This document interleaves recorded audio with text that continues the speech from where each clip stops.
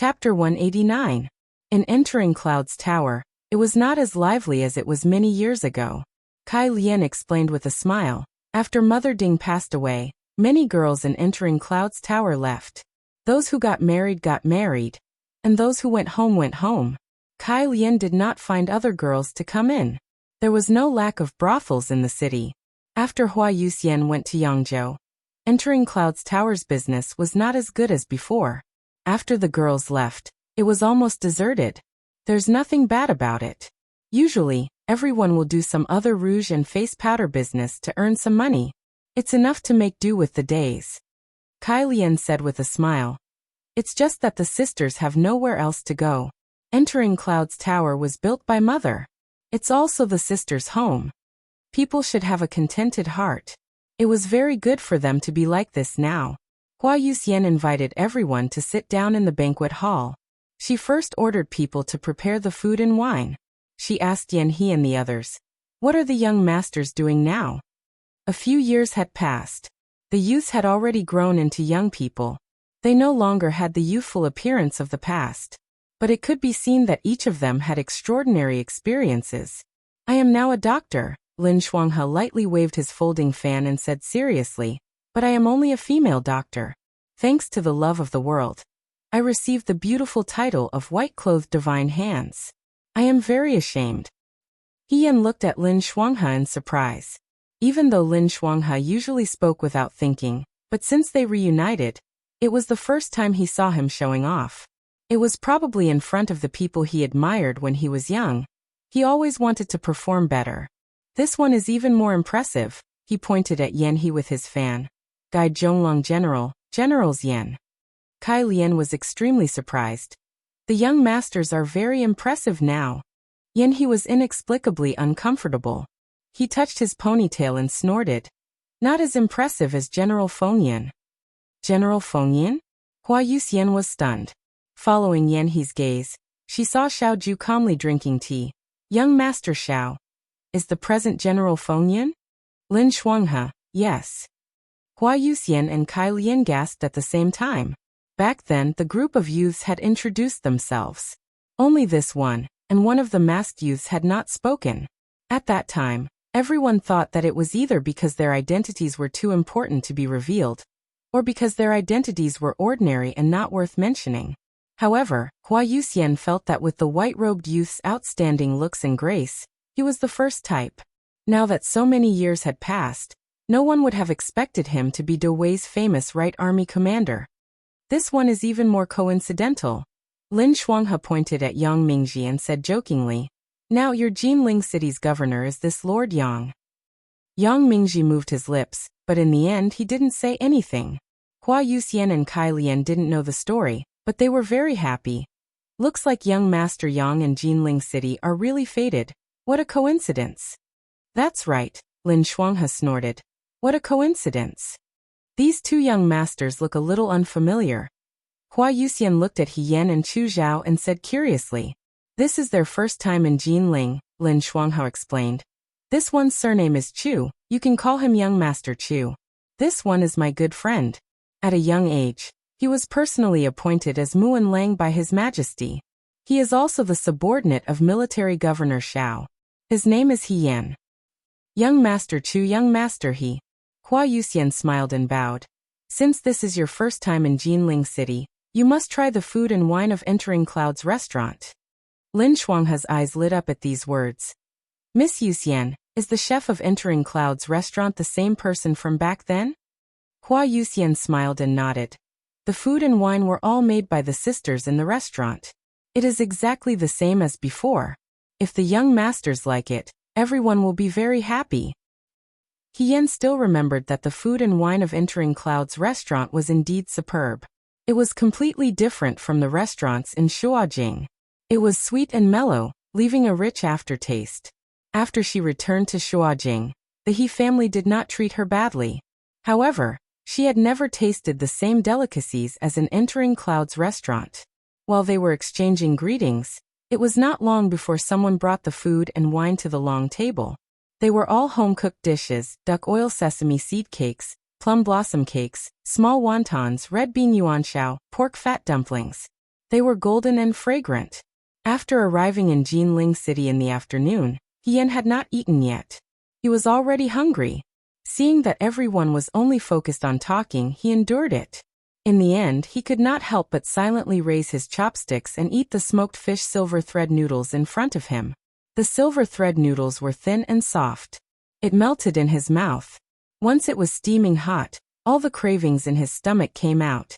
Seeing that no one was paying attention, Hien picked up a crystal bun. Lin Shuanghe was talking to Hua Yuxian about the interesting things that happened in the past few years. Where did the youths from Xianchang restaurant go? While Hien listened, he did not stop eating. His hands did not stop, and he grabbed a piece of floury bun. The food was naturally delicious, especially after the days in Rundu where even dry biscuits were not enough to fill their stomachs. Even tofu pudding had become more precious than imperial cuisine. Hien saw a plate of glutinous rice lotus root on the other end of the long table, and he was a little restless.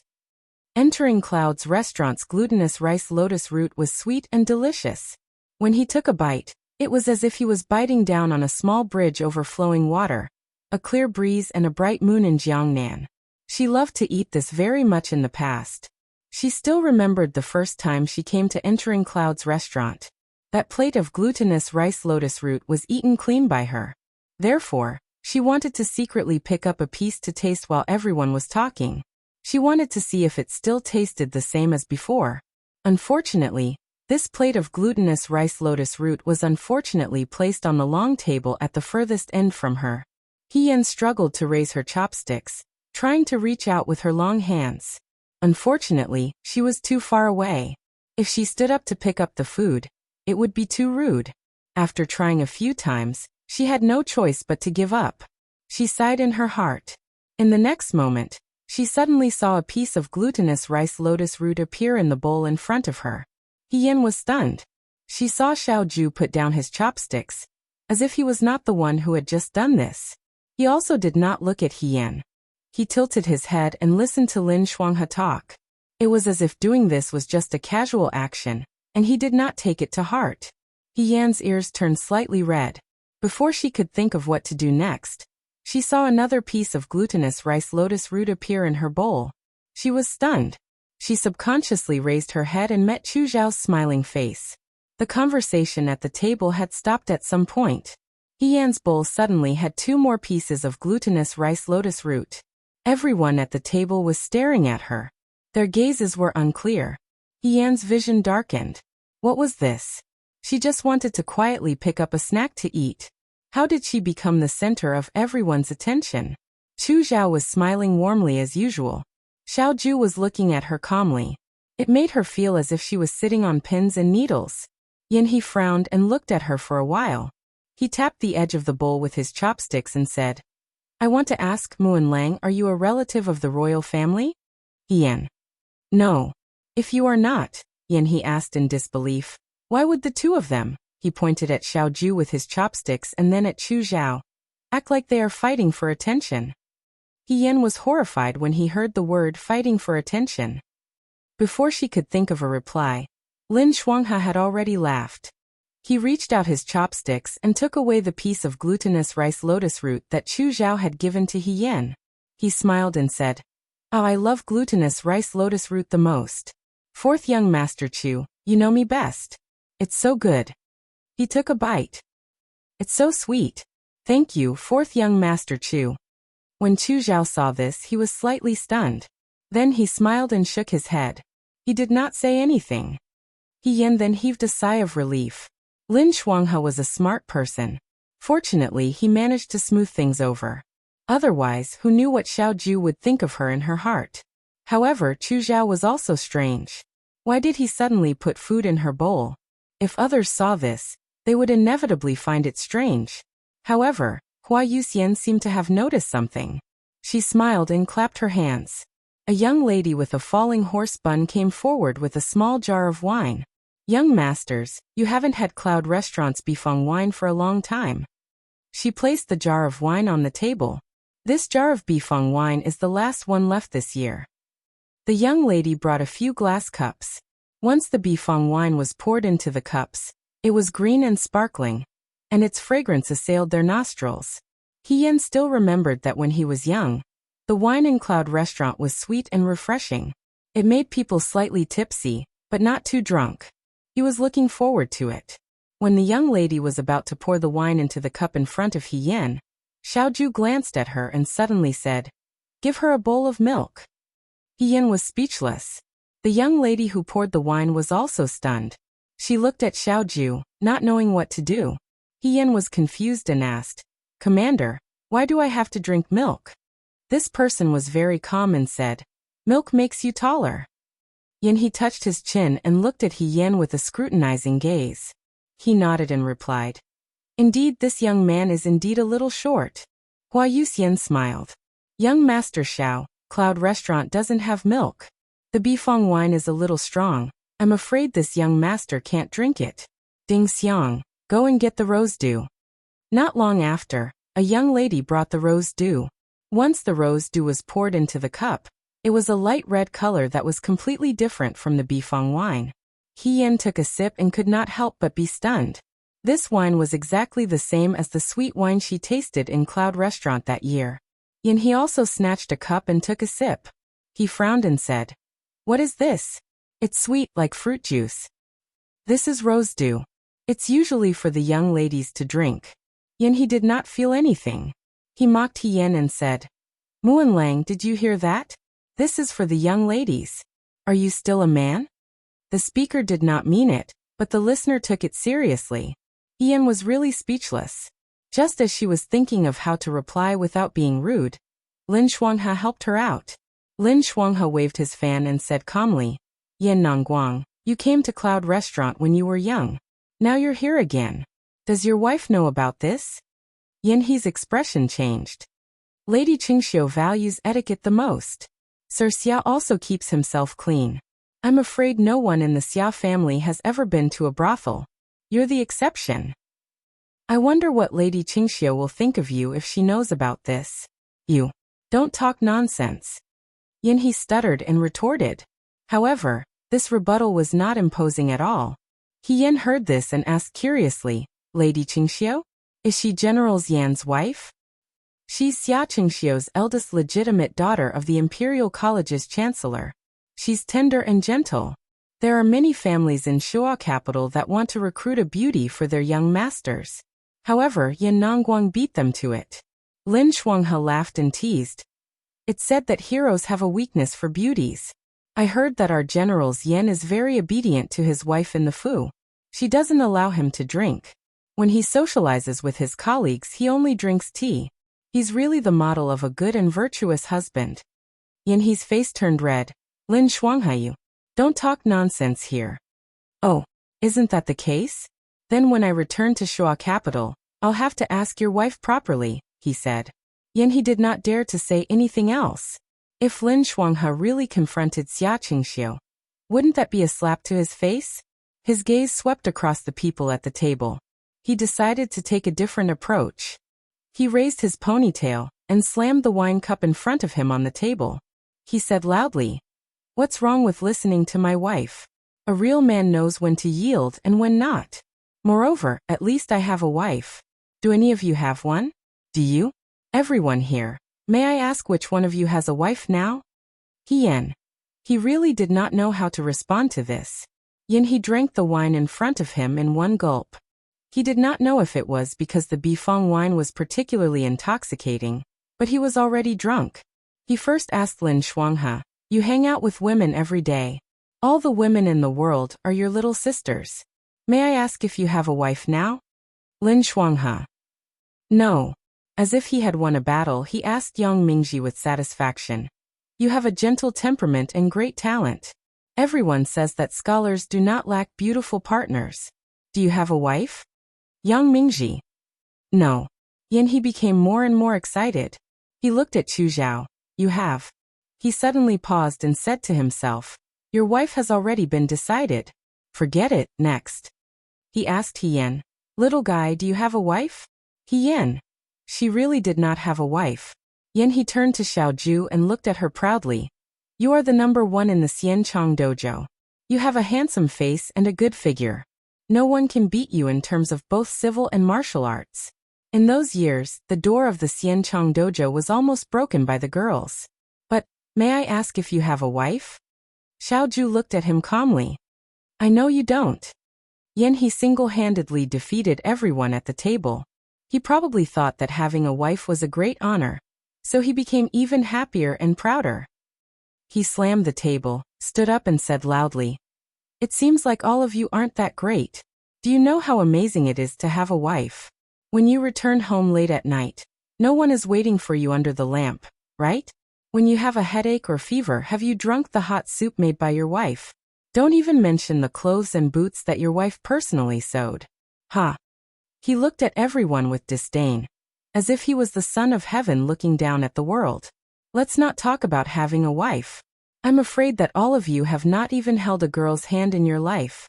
You still have your first kiss. The more he spoke, the more ridiculous he became. He uncovered his face with his hands. He could not bear to look anymore. Yang Mingji could not help but tug at Yanhe's robe. Brother Nanguang, you are too much. When the girls who were pouring wine and playing the zither saw this, they could not help but laugh. They only felt that this arrogant young man had a kind of reckless cuteness at this moment. Kai Lian smiled and said, Young Master Yin, you are wrong. We are in the Cloud Dojo. If we are talking about girls, we do not lack anything. Young masters are so outstanding. If you really choose a girl in the dojo, everyone will be willing. Yin was so shocked that he almost dropped his cup. What was this? She was already recommending herself to be his pillow? No way. Absolutely not. Even though it was the Cloud Dojo, she had always treated the Cloud Dojo as a proper tavern. Just as she thought of this, she saw that the two beautiful girls beside Kai Lian had already stuck to Xiaoju. She really had good taste, picking the most outstanding one in one go. Yan's actions were faster than his thoughts. He instinctively shouted, No way! The two girls who were about to persuade them to drink paused. The others at the table looked at her.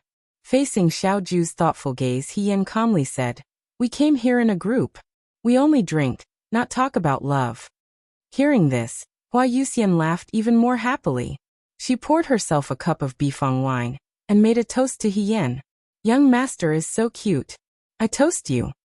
Yan felt like a simple and honest scholar who had mistakenly entered the demon's cave. At this moment he was really weak, pitiful and helpless. After drinking a cup of rose dew, Kai Lian smiled and said, Young masters, do you still remember that many years ago at this place, everyone sang and danced together? She looked at Yanhe. Young master Yan even danced with a knife on the table. Yanhe was stunned. Why don't I remember? It would have been better if he did not say this. Once he said it, Yan also remembered. At that time, after he helped Hua Yuxian chase away Tong Qiushi and scare Lu Rui away, everyone drank and celebrated at the Cloud Dojo. The girls in the Cloud Dojo played the zither and danced. It was very lively. Mama Ding took out the best bifang wine to entertain them. Yanhe drank the most and got drunk the fastest. After he was drunk, he took out a long knife and cut the lotus flower that was placed in the vase as a decoration in half. Everyone was shocked. Before they could stop him, they saw the exceptionally brightly dressed young man step on the table and start to dance with the knife. He danced and sang. There is a tree in the east, a dragon is placed below. I will cut off the dragon's legs and chew on the dragon's flesh. I will make it so that it will not return in the morning and will not rest in the night. His friends went to pull him and pulled him off the table. Lin Shuanghe covered his mouth and smiled apologetically to the girls beside him. This guy is drunk and spouting nonsense. Don't take it seriously. Sisters, please forget about it this time. Don't take it to heart. He turned around and scolded Yanhe. What dragon slaying? How dare you spout such disgraceful words? If your father knows, he will bring you back tomorrow and break your legs. Unfortunately, Yanhe was already completely drunk at that time. At that time, everyone was drunk. Lin Shuanghe recalled the past and sighed. Bifang wine is strong. Now that I think about it, other than Huaijin, He Rufei has the best alcohol tolerance and is the most sober. He Rufei? When Yanhe heard He Rufei, he felt uncomfortable. He scoffed. I think he secretly poured the wine away. I don't believe you if you say he has a good alcohol tolerance. He must have done something to it. Yan lowered her eyes and looked at the dark red wine in the wine cup in front of her. She thought to herself that time, she really wasn't drunk. Even when everyone was unconscious, she was very sober and returned to her room, wearing her clothes and lying down. There was no other reason. It was because everyone was drinking Bifeng wine at that time. She was the only one who drank rose dew like today. Rose dew was just like what He said. It was sweet fruit dew. Although it was considered wine, its alcohol tolerance was definitely not as good as Bifeng wine. Moreover, she was extra cautious that day, so she drank very little. When everyone was lying on the floor, she was still standing. But why was she the only one who got rose dew back then? Yan could not understand. A girl played the pipa. The sound was light and cheerful. When he was young, he liked to watch tragedies on stage and listen to sad songs. He always felt that the joy of the world was not as unforgettable as the sadness. As he grew older, he strived for perfection in everything. However, he knew that perfection was difficult. All he wanted was an instant. Kai Lian covered her mouth and laughed. Not only that, the young masters also left various scrolls of calligraphy in Yunlu. However, after a long time, those scrolls of calligraphy were lost. Otherwise, being able to take it out for a look today would be a joyous occasion. What's so great about scrolls of calligraphy? He did not think much of it. Just write another one. Our great scholar Yang is here. What can't he write, right? Yang Mingji was stunned. He did not say anything. Hua Yuxian seemed to be touched by his words. She said, "Please wait." Then she got up and left. Everyone did not know what she was going to do. After a while, the girl hugged a long scroll and walked to the side of everyone. "Miss Yuxian, what is this?" Lin Shuanghe asked. Hua Yuxian looked at the scroll in her arms. She touched it gently. Her eyes were filled with nostalgia. She said gently, "I don't know if the young masters still remember that when we celebrated at Yunlu, young Master Wang was also there." Everyone fell silent. Young Master Wang was the cause of everything back then. He was also the end of everything. Ever since they reunited, everyone deliberately avoided talking about this person. They were afraid that Hua Yuxian would be sad. Even though they did not know why, for a girl who was willing to sacrifice herself for her lover to break up so decisively, she must have encountered something very sad. When the young masters were drinking and talking, young Master Wang once drew on the side. He drew all of the young masters. As she spoke, she had the girl beside her help unroll the scroll. Later, I divorced young Master Wang. When I left the residence, I did not bring any luggage. I only had this. After she finished speaking, the scroll in her hand slowly unrolled. It fell into everyone's eyes. Wang Sheng did not need to be evaluated. His talent was not fake. The brush strokes captured the characteristics of each person very well. It was vivid and lifelike. On the scroll, lights intersected. Hu Qingqing sang endlessly. The pretty girls' dresses were flipped up. Wine pots and cups were tilted at the long table. A young man with a high ponytail stepped on the table. He was in high spirits. He was practicing with his sword. There was a young man under the table. He held a folding fan in one hand and hurried to pull him up with the other. Yang Mingji beside him was not as steady as he was now. His expression was as gentle as ever. His sister beside him urged him to drink. He hurriedly waved his hand and refused. Ian also saw himself. The masked girl sat in the corner. Amidst the laughter and chatter, she seemed to have been forgotten. Her head was slightly tilted, as if she was following something. As far as her eyes could see, there was a white-robed youth sitting in the middle, casually drinking with his head lowered. Chapter 190. Still laughing, I'm here for an old friend after getting drunk tonight. He held the wine jar lightly. His face was red and his words were slurred. Hua Yuxian smiled and said, General Yen is drunk. A small jar of jade fragrant wine was emptied, and before the sound of the zither stopped, everyone was already drunk. Yan He and Lin Shuanghe were the most drunk. Lin Shuanghe raised his fan and fought bravely with Yan He. What's so great about a wife? How can someone who has a wife understand the value of freedom? What do you know? Yan He scolded him drunkenly. You are saying sour grapes because you can't eat them. Yang Mingji's alcohol tolerance was low. After drinking a little, he felt dizzy. He did not go crazy. He just sat there with restraint. No one knew what he was thinking. His gaze was a little unfocused. He Yan's current alcohol tolerance was even worse than Yang Mingji's. Although the rose dew was sweet, it was still mixed with alcohol. After drinking a few cups, he felt sleepy. He didn't know when he felt that his head was heavy and his feet were light. He laid his head on the table and slept soundly. In the group, only Chu Zhao and Xiao Ju were sober. "There's an empty room upstairs," Kai Lian said. "Why don't we send them upstairs to rest for a while? I'll ask the girls to make some hangover soup. When they wake up, they can drink it directly." Xiao Ju nodded. Not to mention other things, just Yan He and Lin Shuanghe stayed alone. If they were put on the streets, something big might happen. Kai Lian ordered people to help Lin Shuanghe and Yan He upstairs. Yang Mingji stood up shakily and tried to stay awake. He smiled and said, "I don't need to. My carriage is still outside. I'll go back and rest." After saying that, he did not wait for a reply and walked out. Hua Yuxian was worried. This Xiao Ju, let him be. After Yang Mingji left, Chu Zhao looked at He Yan. Just as he was about to speak, Xiao Ju walked in front of He Yan and patted her back, calling her, "He Yan." He Yan was half asleep. Subconsciously, he slapped Xiao Ju's hand away and continued to sleep. Xiao Ju paused for a moment, bent down and carried He Yan. The girl who was playing the guqin at the side was shocked.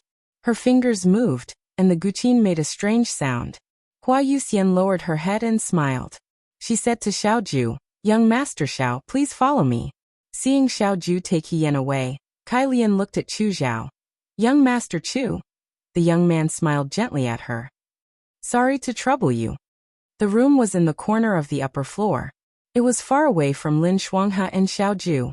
At the end of the corridor was the attic. At a glance, it looked like a celestial mountain pavilion. Hua Yuxian stood at the door and smiled. "No one has lived in this room before. It is cleaned every few days. Young Master Xiao, please."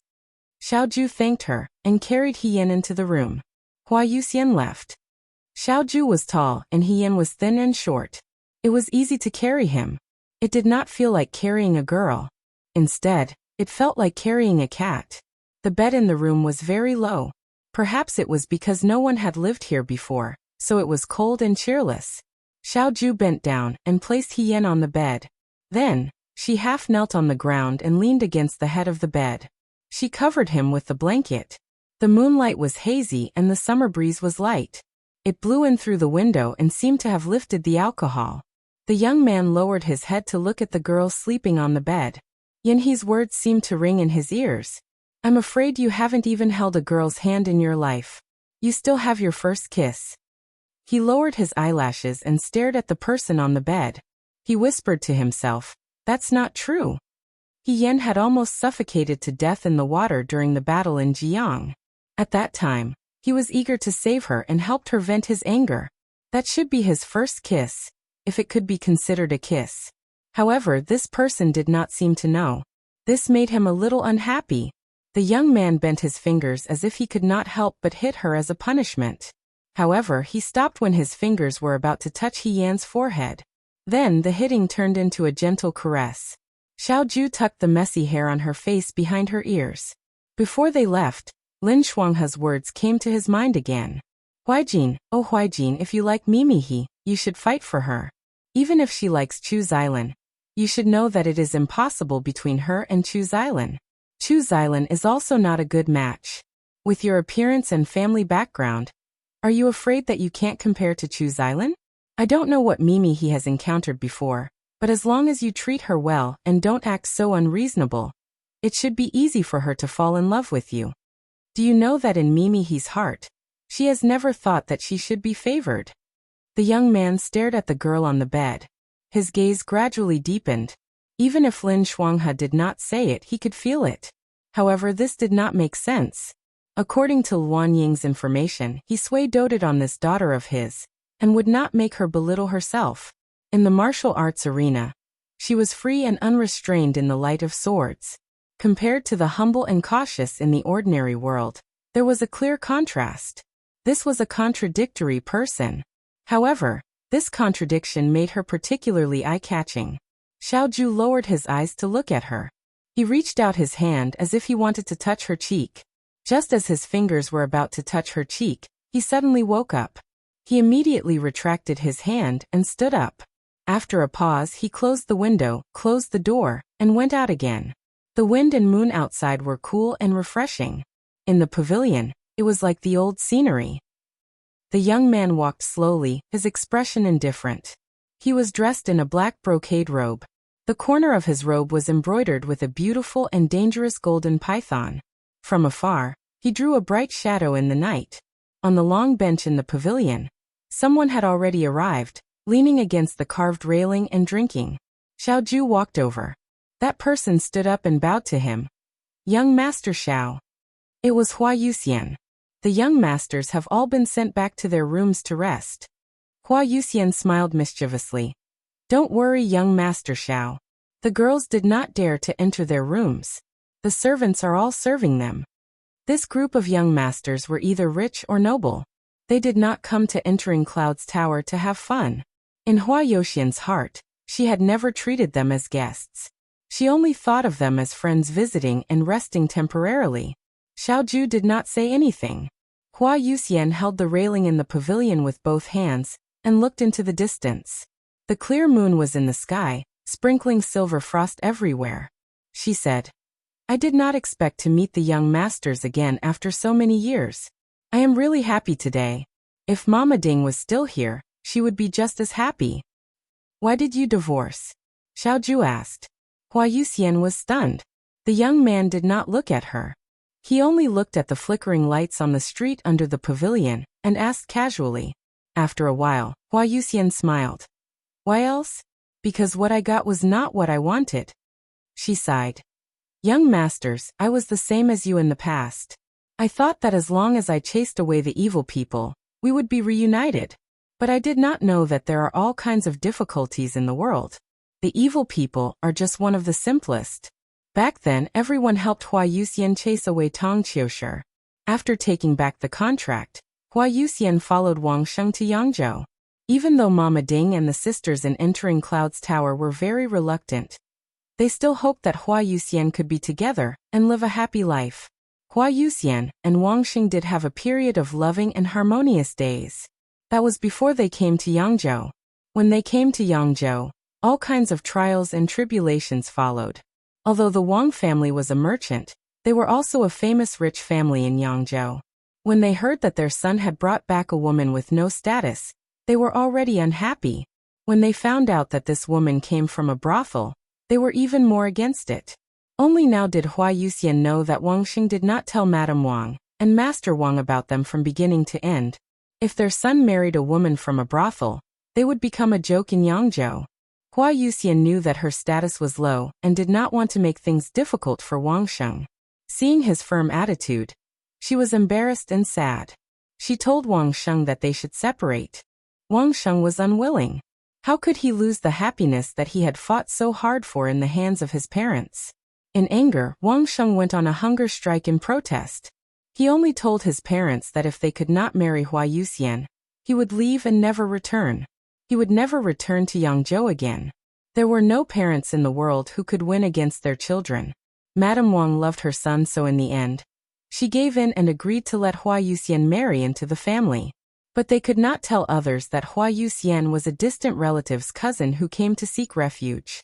The neighbors of Yangzhou did not know the twists and turns, and only thought it was true. So Hua Yuxian married into the Wang family. She thought that after the bitterness, there would be no more bitterness. She did not expect that this was just the beginning. Madame Wang was prejudiced against Hua Yuxian. Since she married into the family, she deliberately beat her.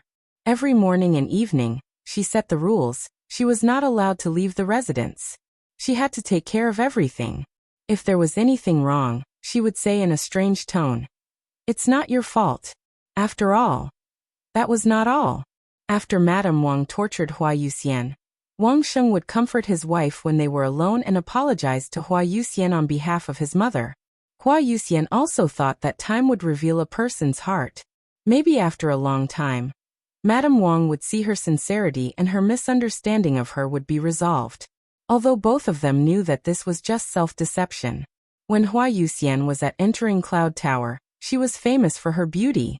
After she married into Yangzhou, although she did not go out, she would still come out to receive people when the Wang family held a banquet. But anyone who saw her face was stunned by her beauty. After a while, the news spread in Yangzhou that the son of the Wang family of Shang dynasty married a wife. The new wife, young Mistress Wang, was extremely beautiful. The rumor spread more and more. There were even some ignorant and incompetent young masters in Yangzhou who sneaked into the residence just to see the legendary young Mistress Wang. Madame Wang was even angrier. She often scolded Hua Yuxian for being unfaithful and attracting flowers and butterflies. Hua Yuxian also felt wronged. She did not use her beauty to do anything. How could she be blamed for all the sins and absurdities caused by beauty? At the same time, Wang Sheng's attitude towards Hua Yuxian changed. After a long time, his infatuation with Hua Yuxian was gradually replaced by the annoyance caused by various trivial matters in the residence. When Wang Sheng heard Madame Wang's complaint, he had a thought. If only I hadn't married Hua Yuxian back then. He was shocked by this thought, and forced himself not to think about it anymore. Unfortunately, if there was a first, there would be a second. This thought appeared more and more frequently. In the end, even his guilt was worn away. The last straw that broke the camel's back finally came. One day, a nephew of Madame Wang came to Yangzhou as a guest and temporarily stayed with the Wang family. This person was originally idle and ignorant. When he saw Hua Yuxian, he was shocked. Then he learned from Madame Wang that Hua Yuxian was originally a prostitute who left her virginity. He immediately had bad intentions. Hua Yuxian's status in the Wang family was not high. The nephew wanted to take advantage of her and have a good time with her. Unfortunately, Hua Yuxian was not as degenerate as others thought. She sternly stopped this person's actions. The nephew was not satisfied. He actually said in front of Madame Wang that Hua Yuxian seduced him. Madame Wang was furious. She ordered Hua Yuxian to be locked in the woodshed as punishment. At that time, Hua Yuxian still had a glimmer of hope. As long as Wang Sheng believed her, maybe she could have lasted longer. Unfortunately, unconditional trust was rare in the world. Not only did Wang Sheng not stand on her side, he was also swayed by Madame Wang's words. Madame Wang said, "She was originally a prostitute who slept with thousands of men. How could she be at ease with you at home? As long as she has the chance, she will seduce men. My son, do you want to be proud of being cuckolded? Do you want our Wang family to become a joke in Yangzhou? Divorce her." Wang Sheng wrote the divorce letter. Hua Yuxian looked at the man she once loved deeply. She said coldly, "If you want to divorce your wife, I dare to tell everyone in Yangzhou that I came from Jinling City's Yunlu. Your Wang family took a prostitute as a bride." "You." Wang Sheng was furious. "Do you want to pester me? You think too much, young Master Wang." Hua Yuxian slightly curled her lips, but in her eyes, there was no longer the affection of the past. "What I mean is divorce." The Wang family valued their reputation the most. They also wanted to get rid of Hua Yuxian, this stain. The divorce went smoothly. On the other hand, when Wang Sheng got the divorce letter and Hua Yuxian left, he thought of the past. He was reluctant to part with her and tried to persuade her to stay. The flower fairy looked at him and said, "Young Master Wang, when I married you back then, I hoped that you could fulfill my childhood wish and accompany me to all the famous mountains and rivers. However, ever since I married you, I have never stepped out of the Wang family. Now that the grudges are settled, young Master Wang is not a good person. Only this farewell, I hope we will never meet again." She left especially calmly. When she left Yunlu that year, Madame Ding once told her, "Yuxian, have you ever seen a moth flying into a flame? What good ending?" She was young at that time. Hearing this, she just smiled and replied, "Even if there is a moment of light and warmth, a moment is enough." The woman gently touched the corner of her eyes. She was still beautiful, but not like before, because the young and fearless girl never thought that this love was really so short. So much so that the struggle and persistence in the past seemed particularly ridiculous. "Let's not talk about me." Hua Yuxian smiled and changed the topic. "Young master, is the girl beside you the little girl from that year?" When she said this, Xiaoju suddenly looked up. What did you say? Chapter 191. Hua Yuxian paused and said, Young master, isn't he a girl? Not this, Xiaoju frowned, her beautiful eyes sharpening. You mean the girl from that year? Hua Yuxian nodded, slightly confused. That masked girl. Doesn't young master Xiao know? Xiaoju's gaze became incredulous. Girl? Young master Xiao doesn't know even now? Hua Yuxian was also surprised. Back then, young master Xiao had specially asked someone to change the little girl's bifeng wine to rose dew. I thought young master already knew about it. She seemed to recall something, and her eyes curved. Because of that, I deliberately teased her, making her blush. It was very interesting. Xiaoju's expression was shocked, muttering, I didn't know. At that time, he could smell the sweet and mellow sweetness of the bifeng wine.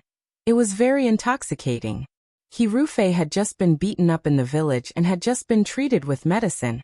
If he wanted to drink wine, it was better to drink something lighter. Thus he ordered Hua Yuxian to change it to sweet rose dew. But Xiaoju did not expect Hua Yuxian to tell her now he Rufei was a girl? Are you sure? Xiaoju looked at the girl in front of her. He is a girl? When I was at Entering Cloud's brothel, occasionally, there would be girls from rich families who would dress up as men and come here to play. Mother told us that if we met such girls, we should not expose them, let them play and just protect them. So if they were really girls dressed as men, I would be able to tell at a glance. That masked young master was actually very good at dressing up as a man. There were no signs of earrings or hairpins. His actions were no different from a normal man. It's just that this servant always felt that something was wrong, so I found an excuse to sit beside her. She laughed. She was clearly wrapped around her chest and was extremely nervous. This servant just teased her a little, and she became extremely flustered. But that mask was quite good at scaring people. If it was someone else, they would not be able to tell. And the young masters did not have much contact with girls at that time. It is natural that they would not be able to tell at a glance that she is a girl. Xiaoju was speechless. He and He Rufei had not been classmates for a long time, only a year or so. But all these years, he had never doubted that He Rufei was not a man. It was hard to believe that Hua Yuxian would suddenly say something like this. However, he knew very well that Hua Yuxian was not one to speak without thinking. Although she had said it in a euphemistic manner, she must have said it because she was certain. From the looks of it, the Miss He today is not the same person as the young master back then. Hua Yuxian looked at Xiaoju curiously. I thought that the way young master Xiao took care of that lady was the same as back then. I thought it was the same person. Xiaoju's mind was in a mess. She shook her head and said, she's not. Young Master Chu seems to be interested in Miss He as well. Hua Yuxian rested her chin on her hand. This action made her look like a young girl. However, I can tell that she likes you. Xiaoju raised his eyes to look at her. Young master probably does not know. Hua Yuxian laughed lightly. At the table today, she spent more time looking at you than she did looking at young Master Chu. Also, when Kai Lian called someone to persuade them to drink, Miss He was so nervous that she almost dropped the cup. If young master likes Miss He, you have to be more proactive. If a flower is beautiful enough, more than one person will want to pluck it. After saying this, she straightened her body and picked up the wine pot on the table in the pavilion. She said, I am also drunk. I will go back to my room to rest. Young master, please stay here and think about it slowly. Once you understand, everything will be clear tomorrow. She bowed to Xiaoju flirtatiously and said, Goodbye. Hua Yuxian disappeared into the depths of the corridor. Xiaoju sat in the pavilion and looked at the lantern on the table. After talking for so long, until now he was still shocked by one thing. He Rufei was actually a woman? No one had seen He Rufei's face under the mask. Was He Rufei a woman from the beginning, or was the He Rufei that followed them to Jinling a woman? Xiaoju pondered for a moment, and concluded that the He Rufei that followed them to Jinling was not replaced. It was the He Rufei that he met in the Xianchang restaurant. In other words, the He Rufei in the Xianchang restaurant, the He Rufei in front of the world was a woman. For a moment, all the strange behaviors of He Rufei in the past suddenly became reasonable. Why did he always wear a mask that covered his entire face, not even taking it off when he was sleeping. Why did the servants of the He family keep a distance from He Rufei and never served him personally? Why did no one ever bathe in the hot spring with He Rufei? Why was He Rufei not strong, short, and much thinner than the average teenager? Because He Rufei was a woman. However, the He Rufei that took off the mask in front of Emperor Wenshuan was clearly a real man. The previous battle in Huayuan appeared in front of his eyes again. He Rufei, who was brave and good at fighting, was defeated in the battle in Huayuan. His trusted aides were all killed in battle. How similar was this to the battle in Mingshui? In the battle in Mingshui, they were silenced because Xiao Zhongwu's deputy generals knew the truth of the main general's murder. In the battle in Huayuan, why did they have to silence them? Did those trusted aides who were killed in battle discover some great secret? After thinking about it, the biggest secret was nothing more than the General Fei Hong that followed him to the battlefield in the past, and the General Fei Hong that was personally conferred in front of His Majesty were not the same person at all. In fact, they were far from each other. Fei Nu in the darkness. Fei Nu walked out. He couldn't hide the surprise in his heart.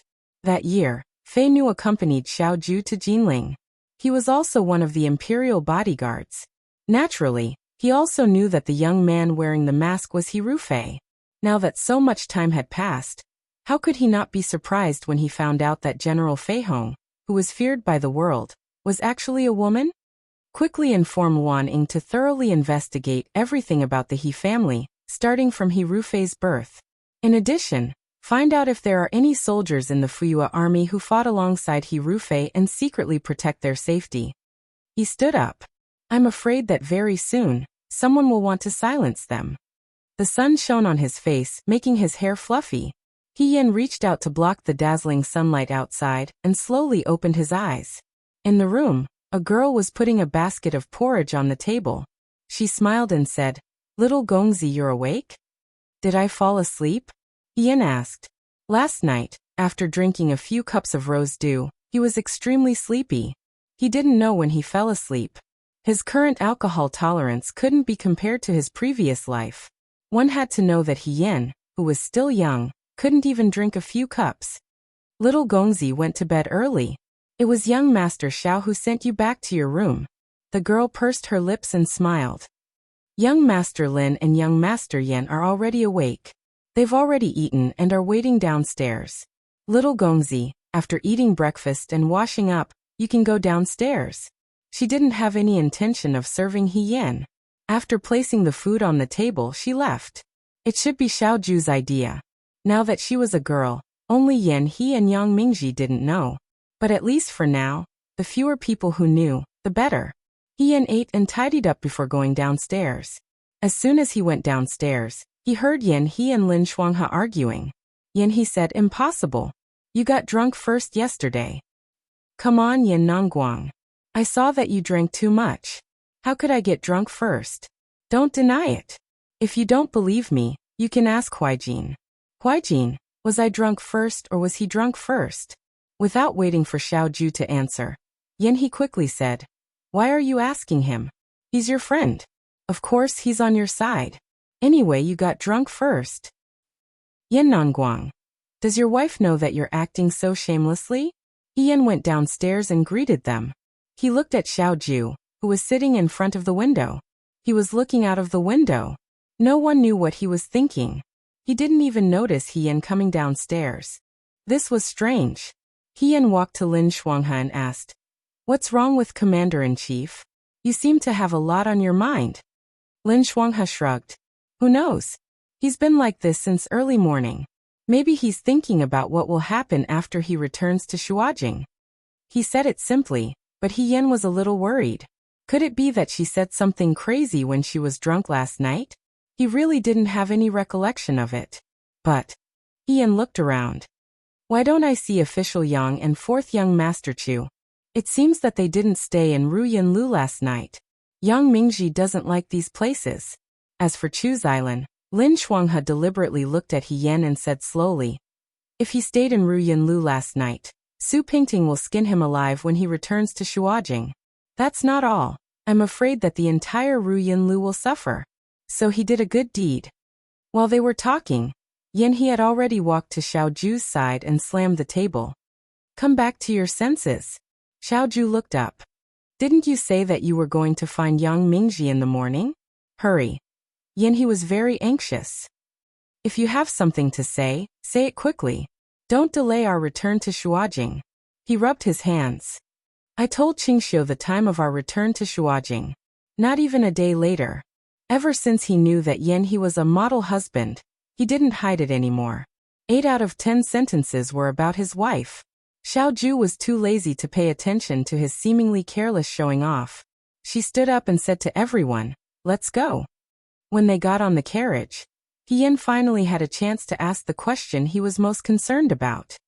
Governor, Generals Yen, why are we going to find official Yang? Probably after everyone drank together last night. He classified Yen as one of their own camp.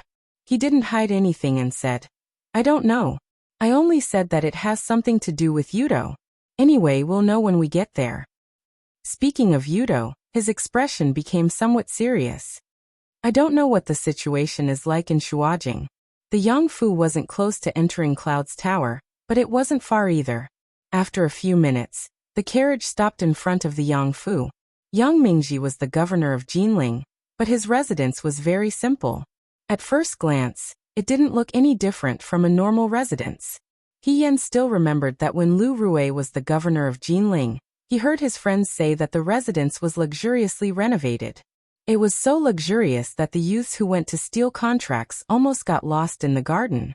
Yang Mingji wasn't greedy for riches and honor. At least, his original intentions hadn't changed. Then, why did he say such hurtful words to his good friend that year? Yen pondered in his heart as he followed everyone into the main door. There weren't many servants in Yang Mingji's residence.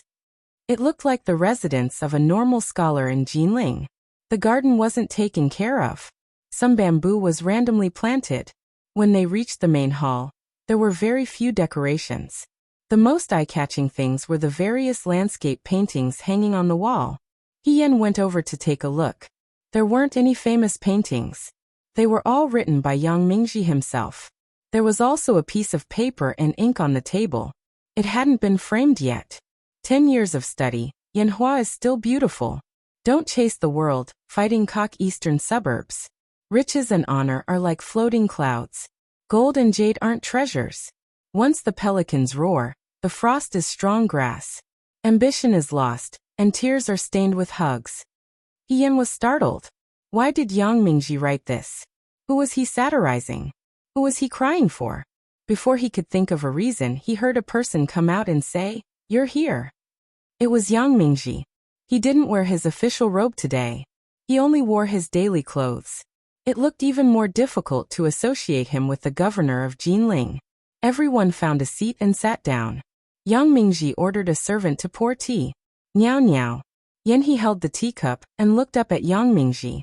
He asked, "If you have something to say, just say it. There are no outsiders here. You asked someone to tell us that you have something important to tell us. What is it?" Yang Mingji was silent for a moment. He then said, "I heard that you came from the Rundu." "What? My name has reached your ears?" He said proudly. "Indeed, we came from the Rundu. If I didn't arrive with reinforcements, the people in the Rundu would have been killed by the Yudo. You don't know how critical the situation was at that time. When we arrived, the Rundu city's army had already started to eat people." Speaking up to here, a trace of disgust flashed in Yanhe's eyes. How dare they? Once Yanhe started talking about his contributions, he would not stop talking. Yang Mingji obviously didn't want to listen to him show off. He interrupted him. "Military Governor Xiao, you were there during the Battle of Jiang and the Battle of the Rundu. You interacted with the Yudo. What do you think of them?" Xiao Ju, nothing much. His expression was calm. Yen quickly explained, "I happened to be there during the Battle of Jiang and the Battle of the Rundu. Official Yang, those Yudo were very cruel. They came prepared. Their methods were cunning. They massacred the citizens of Dawei outside the Rundu. They were very despicable." Yang Mingji looked at her and asked, "Do they have intentions to invade Dawei's territory?" Yen, "It's obvious." Yang Mingji nodded. "I think so too. Everyone in the world thinks so. Lin Shuanghe said. Isn't that the case? The imperial court doesn't think so. Everyone was stunned and looked at Yang Mingji. Yang Mingji frowned. His expression was very solemn. I received news that the Yudo emissaries are on their way to Shuo capital. The two factions in the imperial court are arguing endlessly. His Majesty wants to make peace.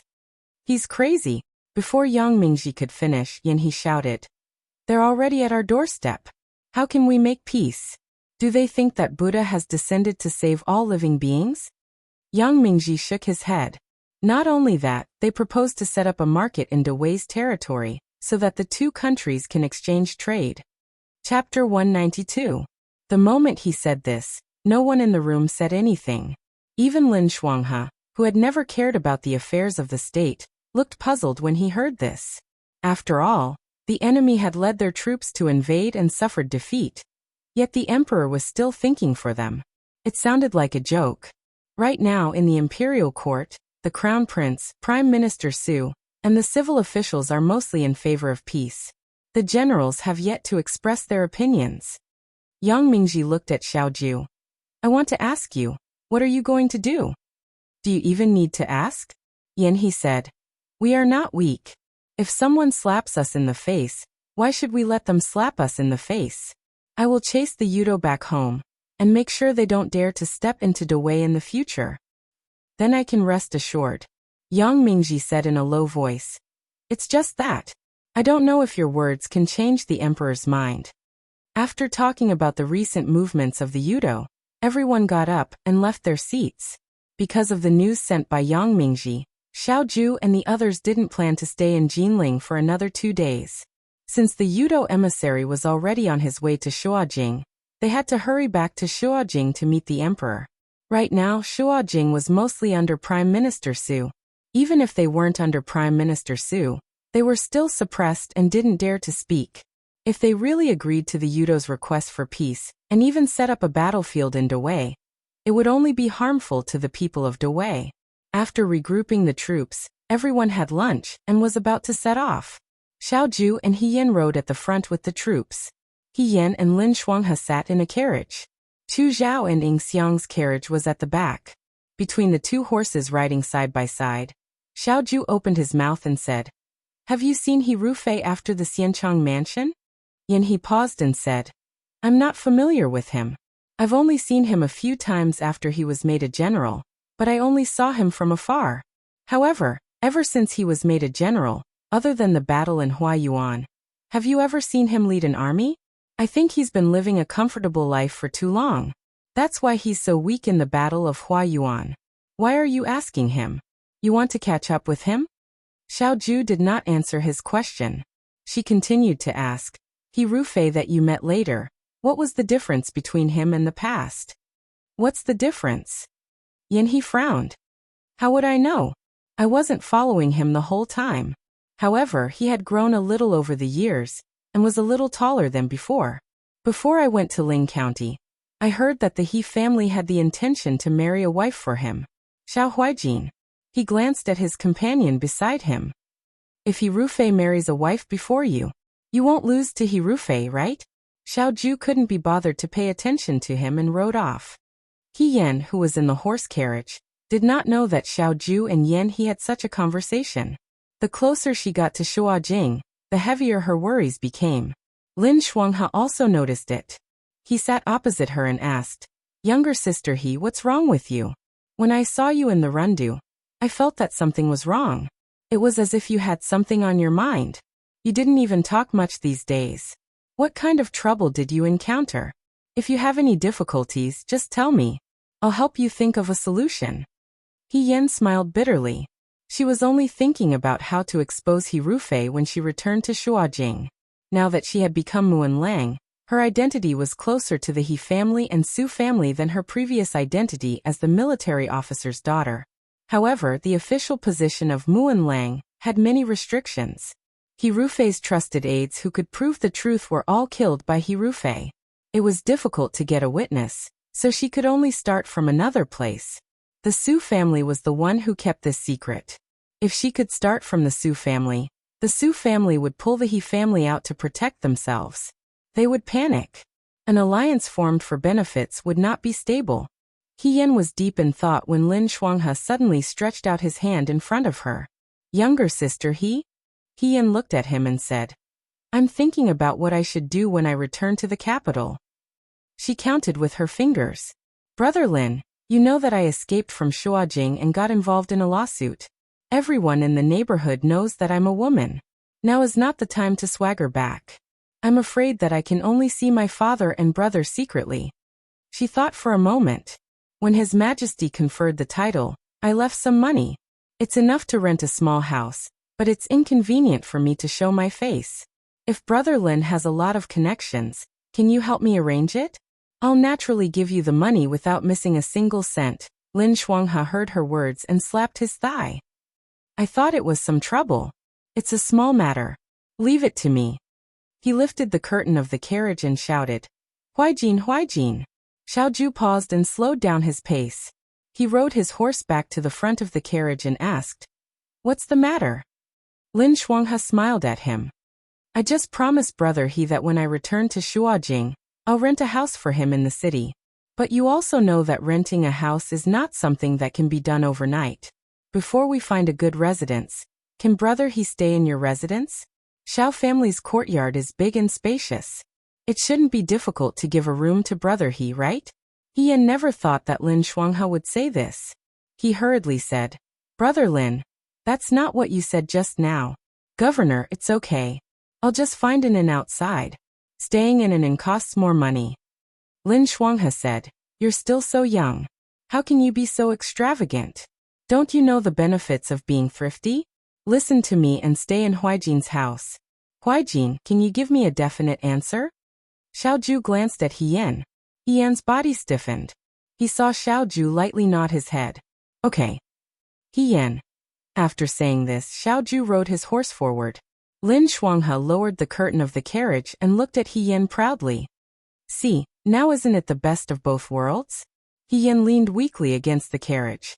He thought to himself, this is really an ill-fated relationship. Not only did they not keep their distance, but they were getting closer and closer.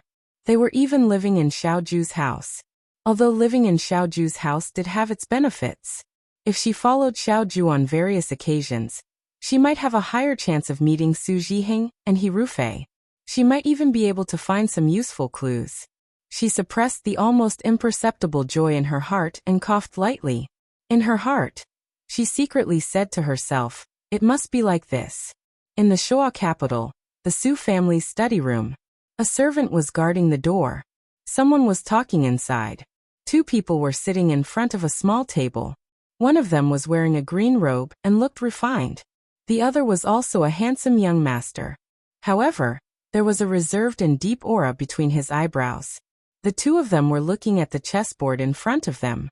The black and white pieces on the chessboard were scattered all over. It looked like a chaotic game. These two people, one of them was the eldest son of the Su family, the current Hanlin Academy scholar Su Zhiheng. The other person was He Rufei, who had just returned to the capital not long ago. He had defeated Yudo at Huayuan. Second young master Xiao is about to return to the capital. Su Zhiheng placed down a piece. After Guide Zhonglong and second young master Xiao return to the capital, they will definitely speak to His Majesty and advocate that Yudo be chased out of Dawei. He Rufei didn't speak. He silently looked at the chessboard. Brother He, are you still thinking about the Huayuan incident? Su Zhiheng smiled faintly. Those who know are no longer in this world. Brother He, don't worry. There won't be anyone else in this world who knows this secret. Even if there are people who know, they won't have any evidence. They won't be able to turn the tables. He Rufei glanced at him. Young Master Su seems to be too relaxed. Don't forget, when you were studying at Xianchang Academy, Xiao Huaijin, Yan Nongguang, and even Lin Shuanghe all saw He Rufei. So what? Su Zhiheng said disapprovingly. When He Rufei was young, he wasn't very close to his classmates. If he was really close, his classmates wouldn't have been able to discover his identity for so many years. I think brother He is worrying too much. Even if Xiao Huaijin and Yan Nongguang return to Shuajing, you won't have much interaction with them. He Rufei placed a piece down. I hope so. In his heart, he suddenly remembered the nightmare he had last night. In his dream he was leading troops to fight on the battlefield in Huayuan. Suddenly, a sword stabbed him from behind. He couldn't dodge in time and was stabbed in the heart. When he fell, he saw someone walk in front of him and squat down. It was a young man wearing a mask and armor. When he slowly reached out and took off his mask, a familiar, beautiful, and heroic face was revealed. He Yan smiled at him and softly said, "Big brother." He Rufei suddenly woke up. He touched his forehead and found that it was covered in cold sweat. He Yan had clearly been dead for more than a year. This name had gradually been forgotten by the world. Or it could be said that she had never been remembered by the world. The days had passed peacefully for so long, but at this juncture, she would still appear in his dreams and cause him to be unable to sleep at night. "That concubine of yours," he said. Su Jiheng's face turned cold. "She's already dead." He Yan had died at the hands of Huanru. A month after He Yan's death, he had casually found an excuse to have Huanru killed. The corpse had been dragged to the mass grave. He was afraid that it had already been eaten by wolves and wild dogs. In the future, if by any chance they found out something, they could push all the blame onto Huanru. All the thugs, servants, and maids who had been involved that day were dealt with. The entire Su family, inside and outside, had been changed. Yan had been a general when he was alive. After his death, he had used so many servants to accompany her. This could be considered to have completed the friendship between husband and wife. Very good. He Rufei said coldly. Don't make any mistakes. Just as they were talking, someone knocked on the door of the study. Su Jiheng got up to open the door. A young woman walked in. This woman was also in the prime of her youth. If one looked carefully, there were some similarities between her eyebrows and He Yan's. It was just that she didn't have the heroic spirit and determination of a female general on the battlefield. Instead, she was more beautiful and sweet, like the delicate spring flowers in the capital. Her every movement was spoiled and lovable.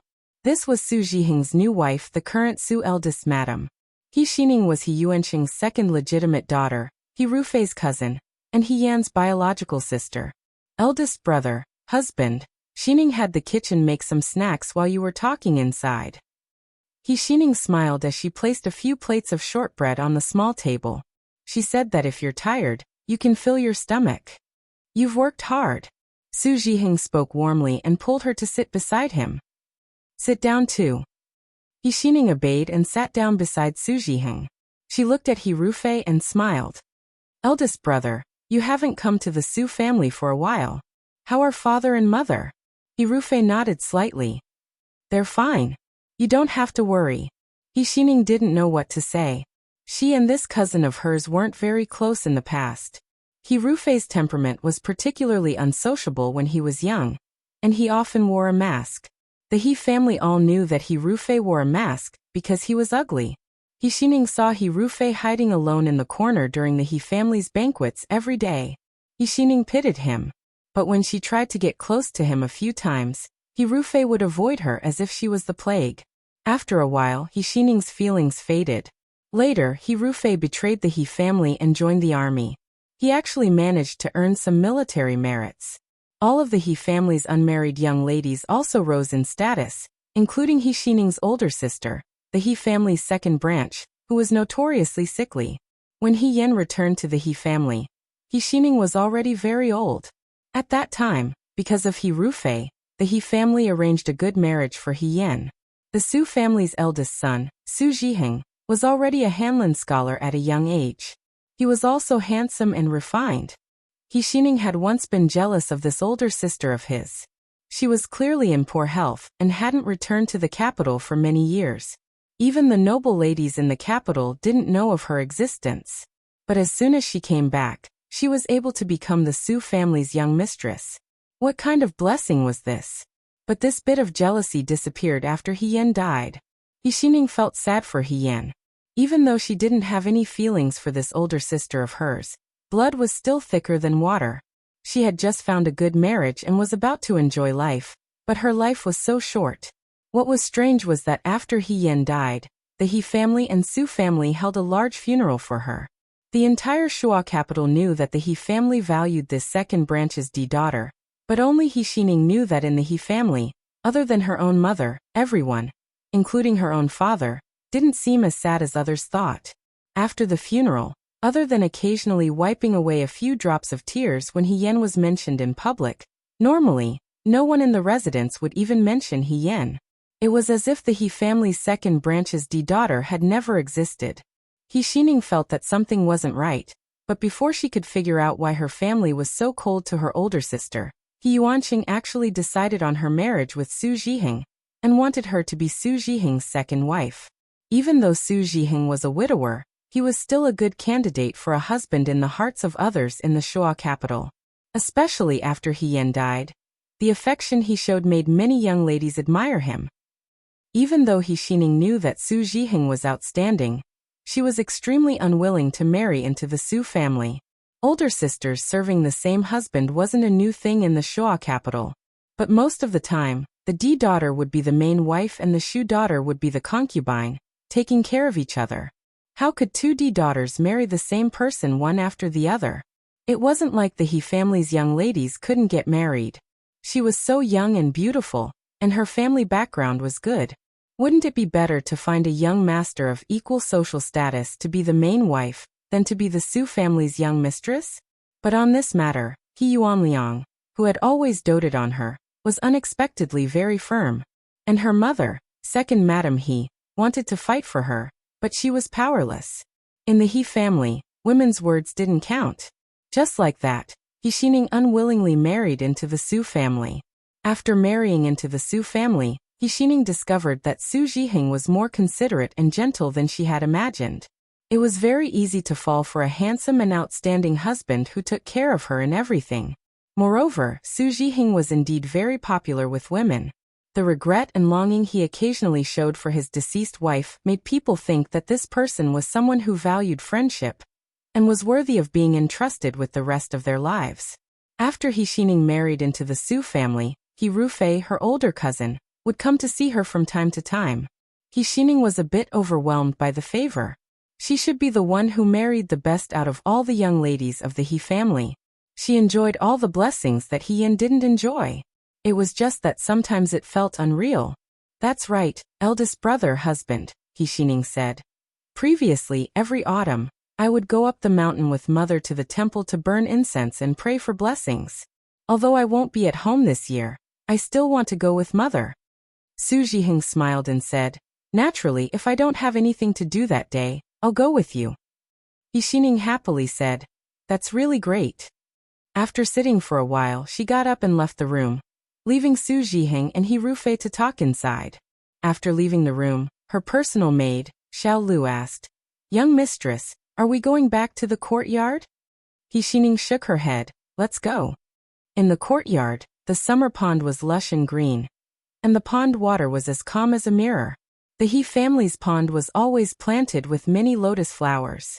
At this time of the year, a faint fragrance wafted through the air. However, the Su family's pond didn't even have a rockery, let alone lotus flowers. Su Zhiheng was an elegant person. Only this pond was like a pool of stagnant water. After looking at it for a long time, it felt like a bottomless abyss that could pull people down at any time. Her older sister, He Yan, had lost her footing and drowned here. Perhaps it was because of this, or perhaps it was because of their blood relationship, but every time she walked here, she always felt that the wind was particularly cold, and the water was especially cold. It made her heart feel uncomfortable. He Xining looked away. The dowry maid, Xiao Lu, asked her, young mistress, when you were in the room earlier, why didn't you stay a little longer? The longer you stayed, the better the Su family would treat you.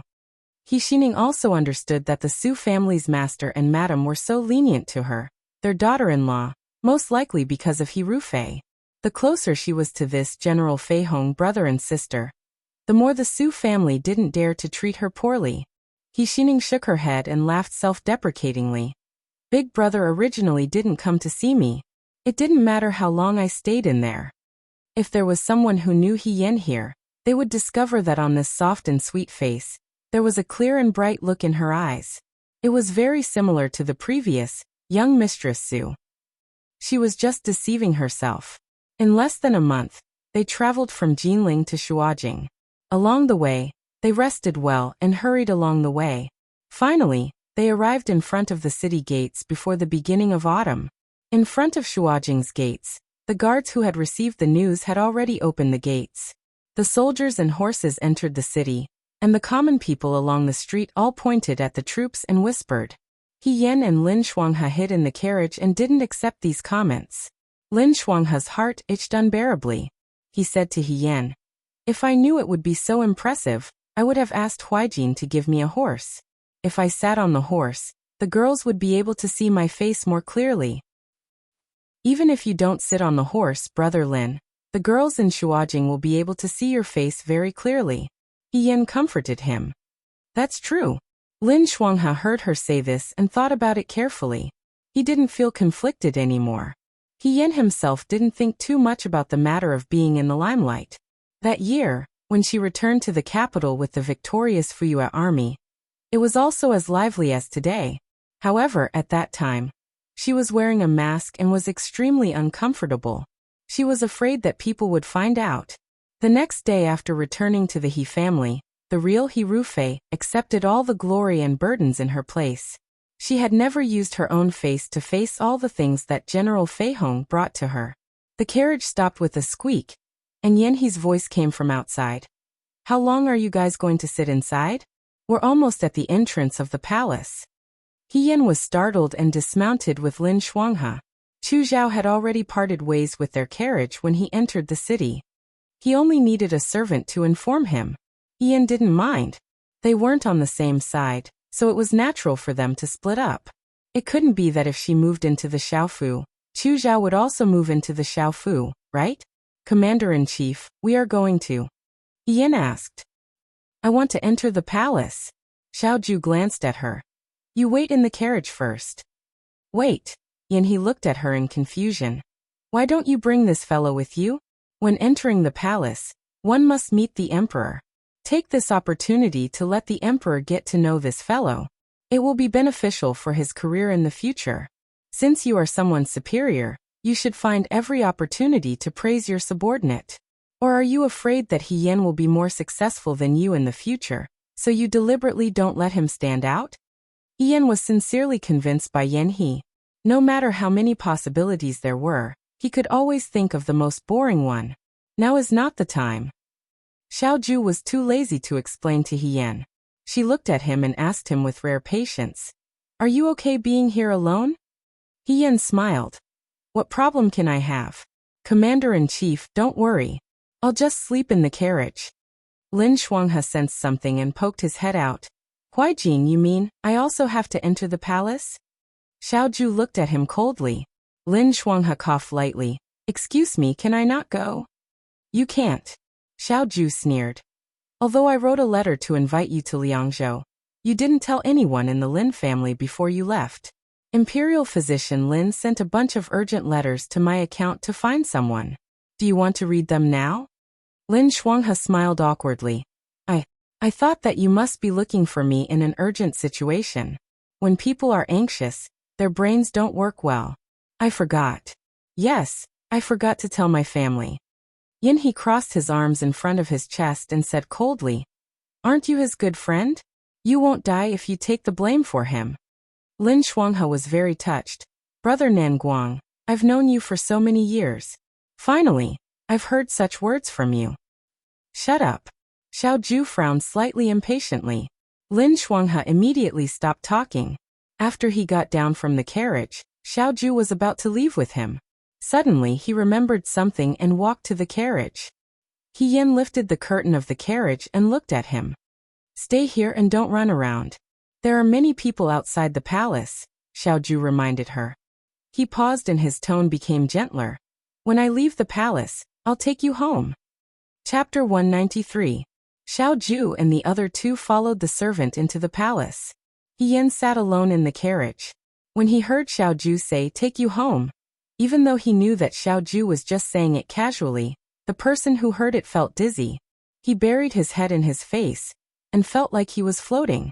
She didn't know what home was. Although the He family in her previous life was a home, They never gave her affection and warmth. The Su family was also a home, but they pushed her into the cold water. The other He family in this life finally gave her some attachment and warmth to live in this world. However, before the matter was settled, she couldn't rashly meet with them. Thinking of this, He Yan's joy gradually calmed down. She had to find a way to go back and see Yinsheng and He Sui. She had been gone for more than a year. He Sui and He Yinsheng must be very worried. Back when she was in the Liangzhou guards, He Yan had secretly given Fei Nu money and begged Fei Nu to find a way to send a message to He Sui to tell her that she was safe. When he went to Jiang and the war in Yuchuo started, he forgot about this matter. It had been a while since he sent a letter to He Sui and the others. He Sui and the others must be worried sick. She had to find a way to go to the Su family. It was a little difficult to start with He Rufei. She had to start with the Su family. He Yan was killed. From beginning to end, Su Zhiheng and He Rufei didn't directly show their faces. She died at He Wanru's hands. With Su Zhiheng's temperament, he would definitely kill He Wanru to silence her.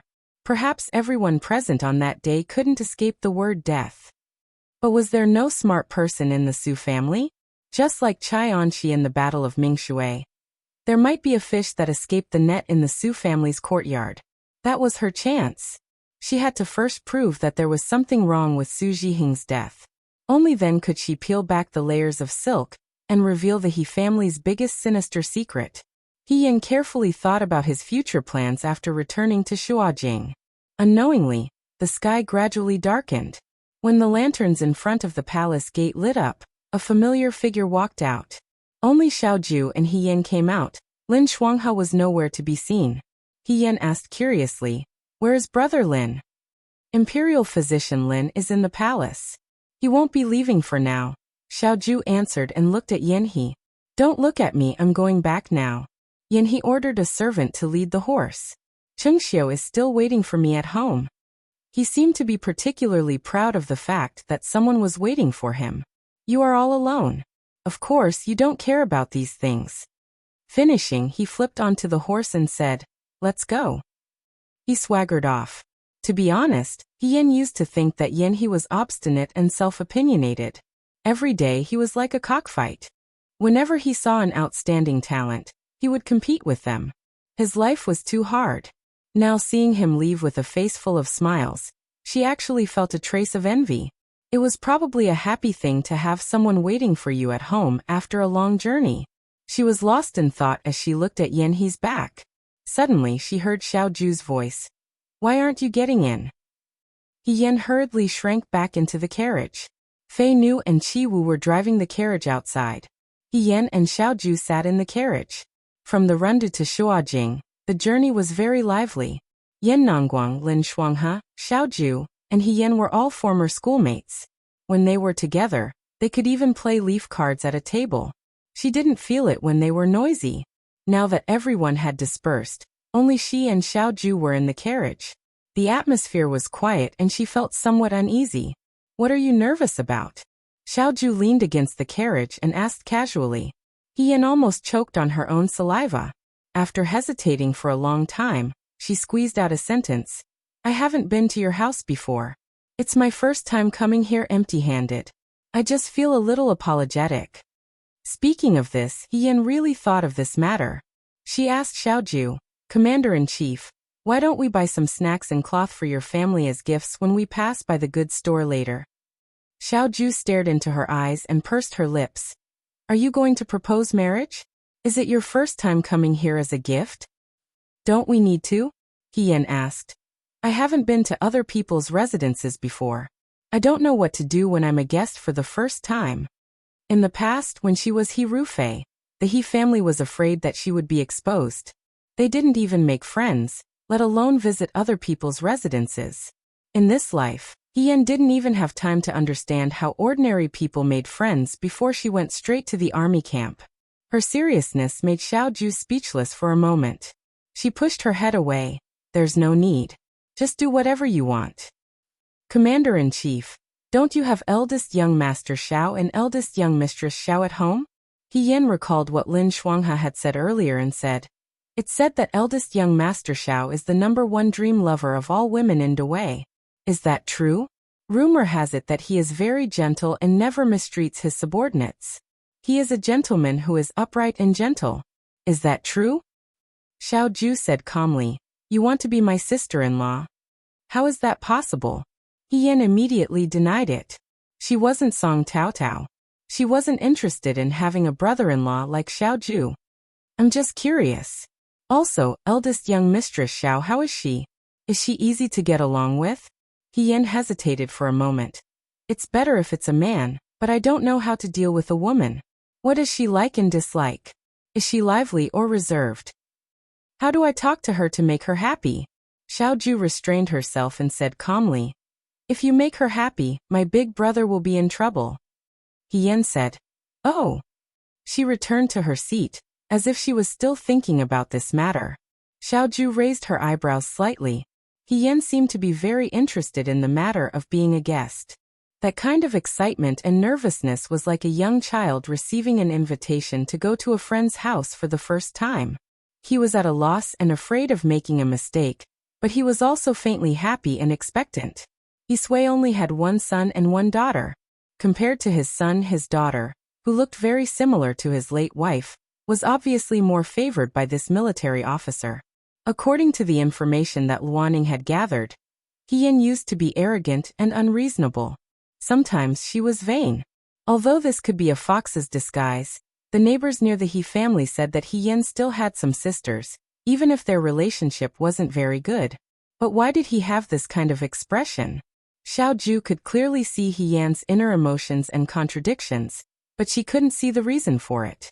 He Yan always seemed to be shrouded in a thick layer of fog, making many of her actions inexplicable. However, the more mysterious she was, the more people would be attracted to her. Otherwise, being alone in the thick fog would always make people feel sorry for her.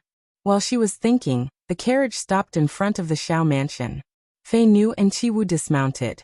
Before Xiao Ju and He Yan got off the carriage, they heard an excited voice from outside. Young mistress, young master, second young master is back. Immediately after, there was a burst of noise from inside the mansion. It seemed that someone was coming. He Yan had just gotten off the carriage with Xiao Ju when the Xiao family's door opened. Several people walked out from inside. Walking at the front was a young couple.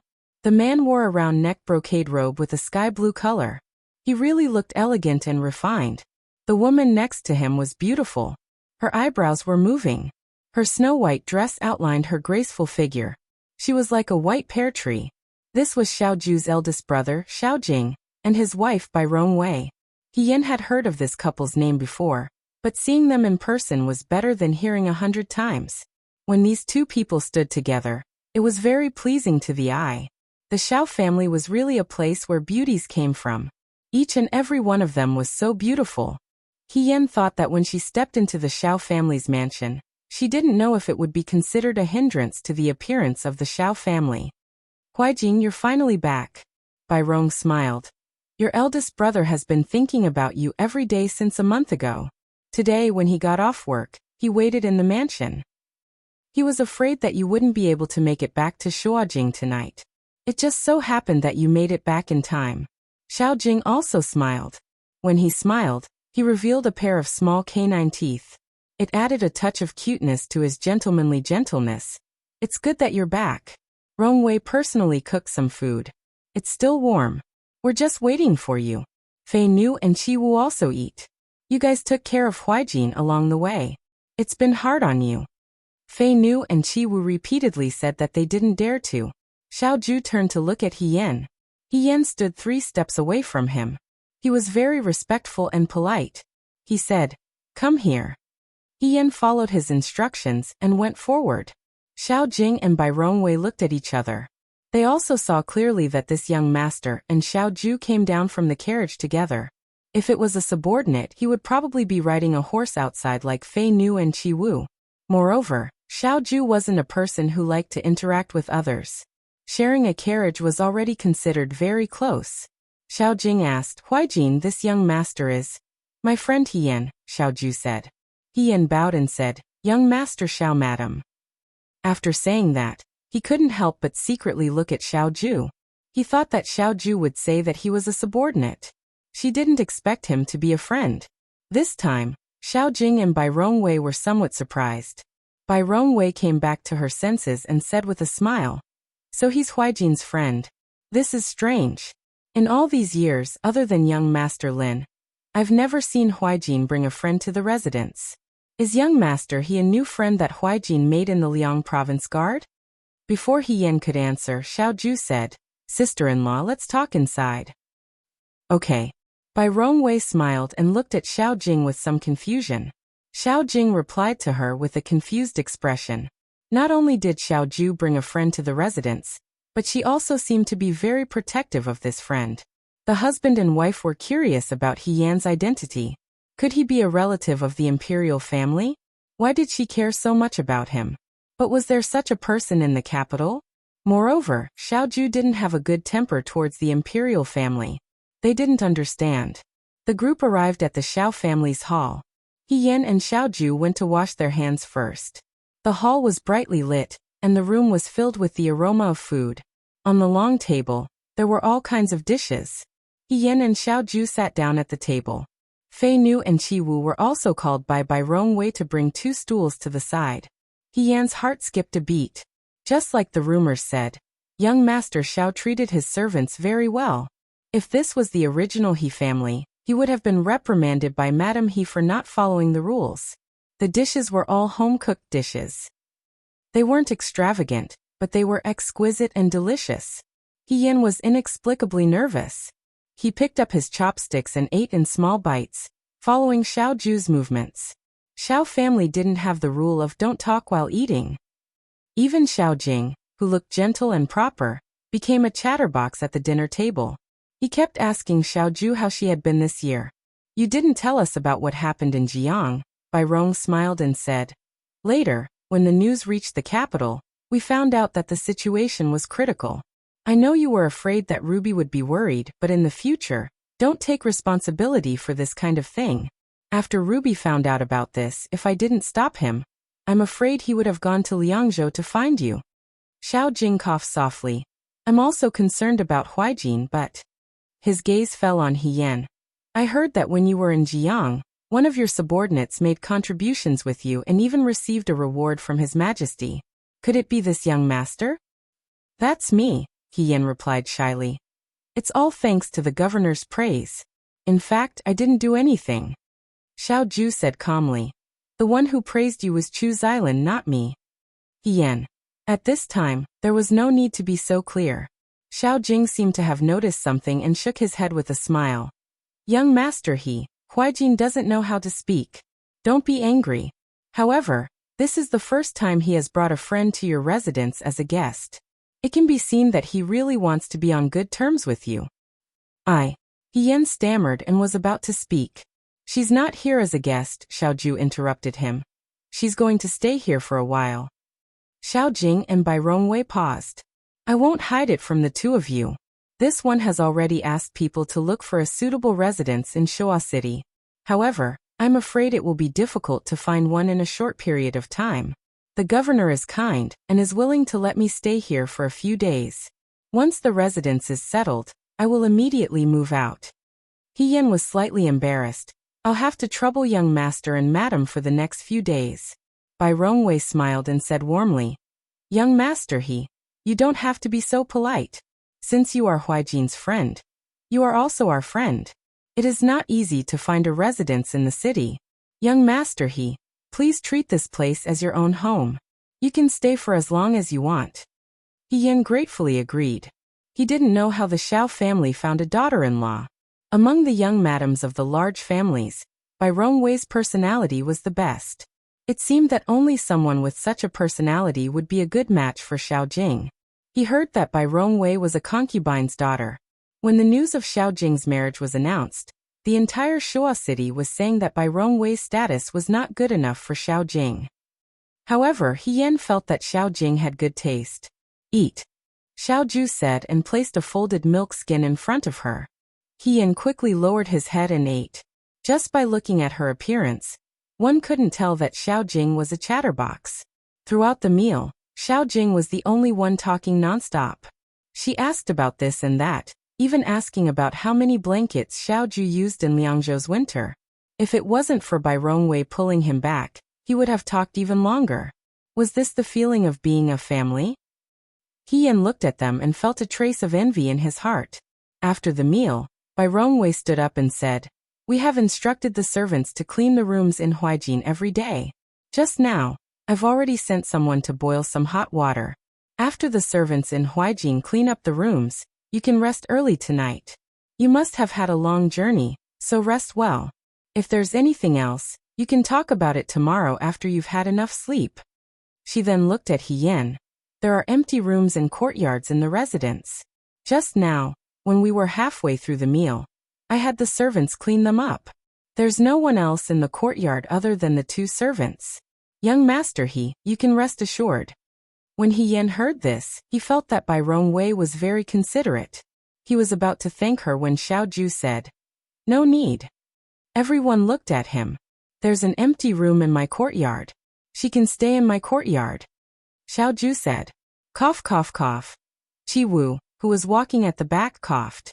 Bai Rongwei and Xiao Ju didn't think of anything else. They were just a little surprised. However, Xiao Ju quickly smiled and said, "If that's the case, that's fine. If you stay in the same courtyard, it'll be more convenient for you to discuss anything." Chi Wu's face was filled with despair. Since Xiao Ju had made the decision, He Yan had no reason to object. After Bai Rongwei and Xiao Jing left, she followed Xiao Ju to his courtyard. On the way, she asked quietly, "Commander-in-Chief, why do I have to stay in the same courtyard as you?" They weren't in the Liangzhou Guard, nor were they in Jiang. There were so many rooms. Between men and women, it was better to be careful. Xiao Ju glanced at her. "Do you really want your identity to be exposed?" He Yan was stunned. "There are no other servants in my courtyard." He Yan understood and thought that it made sense. If they stayed in another courtyard, it was inevitable that they would be exposed. If they were discovered by the servants of Xiao family, it wouldn't be a good thing. Living in Xiao Ju's courtyard was peaceful and quiet.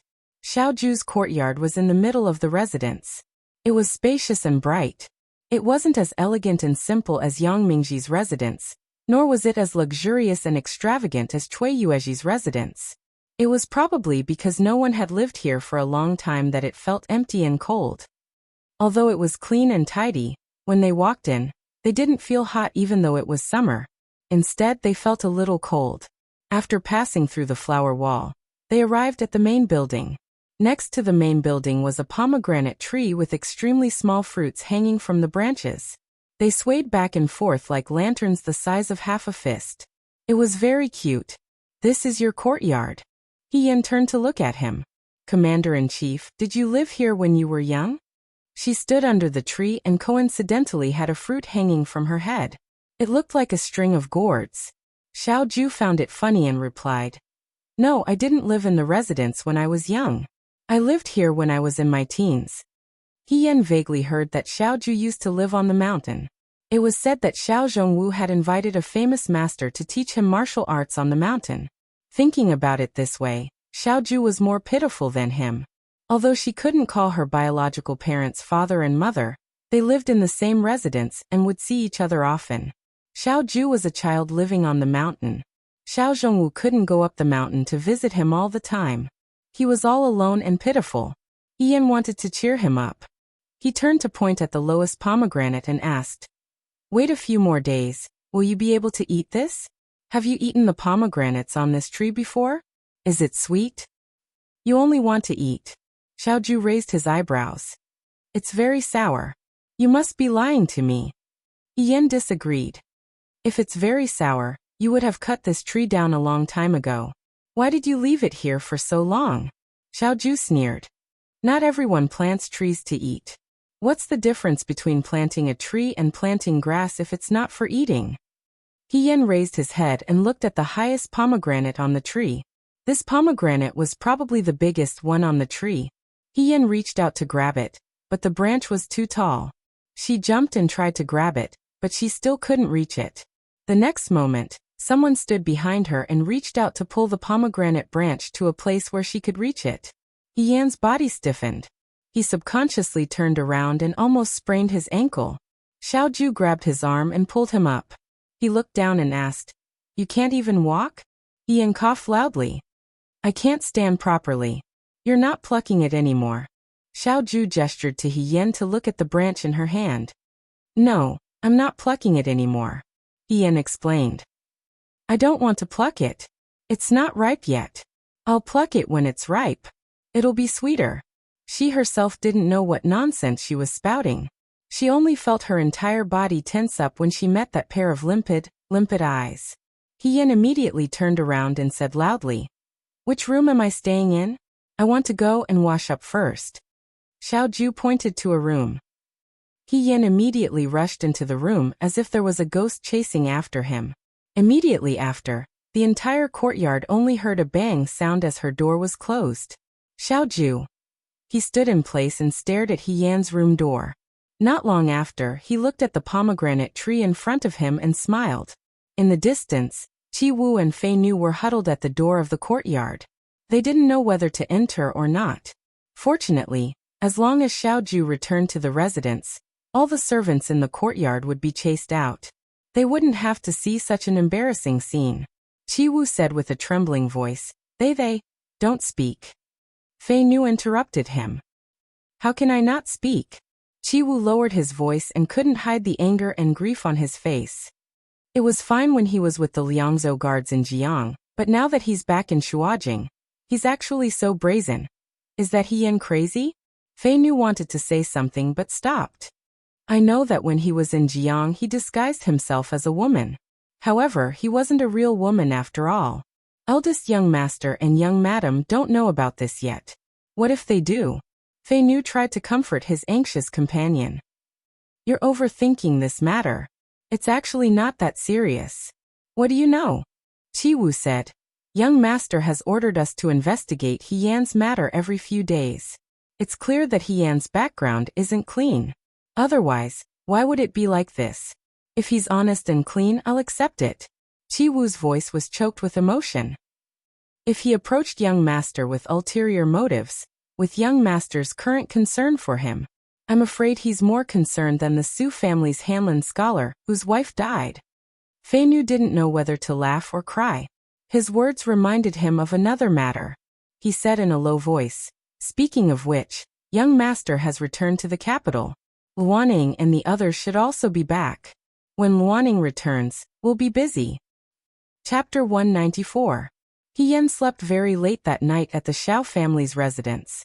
This was not the Liang province guard, and there was a middle door between the rooms. Hiyan was even more nervous now that he knew Xiaoju was next door. She didn't know if it was just her imagination, but she felt that Xiaoju was treating her much more gently now. To Xiaoju, it might be a small matter, but to her, it could easily stir up the deepest and most secret emotions in her heart. Hiyan turned over, but her current status was special. Once she returned to Shuajing, everything related to Su Zhiheng and He Rufei was right in front of her. No matter who she was with, she would be a burden. Xiaoju already had a deep grudge against the Xiao family. If she implicated him. Hiyan took a deep breath and looked at the curtain above her head. This was not a good idea. Her mind was filled with all kinds of complicated thoughts. She only fell asleep in the middle of the night. When she woke up the next day, it was already late in the morning. She was stunned for a moment, then turned over and sat up. She changed her clothes and opened the door. Sitting on the steps facing the courtyard was a little servant girl around 8 or 9 years old. She was chubby and was holding her face as she carefully looked at the ants in the corner. When she heard movement, she raised her head, revealing a round face like that of a doll in a New Year painting. She smiled so widely that her eyes narrowed into slits. He Gongzi is awake. She patted the dust off her clothes, stood up, and jogged over to Hiyan. This child was still too young. With her short legs, Hiyan was afraid that she would fall. Hiyan asked, You are? This servant is called Bai Gua. The little servant girl replied obediently. Second young master told this servant to take care of you. However, if Gongzi didn't call for me, I couldn't enter Gongzi's room. Since Gongzi is awake, this servant will go to the kitchen and bring breakfast over. Her voice was so soft that Hiyan couldn't help but pat her head and ask, Where's your family's second young master? Second young master left early in the morning, Bai Gua answered with a smile. Before second young master left, he said that young master didn't need to be restrained. If you didn't want to stay in the fu, you could leave the fu to do things and come back early at night. She thought of something and added, "There are banknotes in the wooden drawer on the table in young master's room." Second young master said that young master can take it and use it. If there's anything else that young master needs, young master can directly tell this servant. This servant will report to young mistress. This little girl still had an irrepressible childishness, but her words were clear and logical. Hien couldn't help laughing. "You're so young. How could your family's second young master let you serve me?" Newbie's father is the steward of the fu. Baigua puffed out her chest proudly. Second young master sent Newbie over. Newbie will definitely take good care of young master. "Thank you very much," Hien said with a smile. Baigua was very excited. It seemed that this was the first time she had received such an important task. She replied, "Young master is second young master's friend. There's no need to thank Newbie. Newbie will go to the kitchen now. Young master, please wait a moment. The hot water is in the silver kettle at the door of the courtyard. If young master wants to wash your face, you can pour it directly." Second young master said that young master doesn't like to be touched by people. Newbie doesn't need to do such a small thing as pouring water. She stuck out her tongue and ran away. Hien looked at her back and thought, Xiaoju was very thoughtful. She found such a simple and pure little girl. Even if she saw that there was something wrong with her, she wouldn't think of anything else. What if it was a smart person who came over and accidentally discovered her identity? What would she do then? She lowered her head and laughed.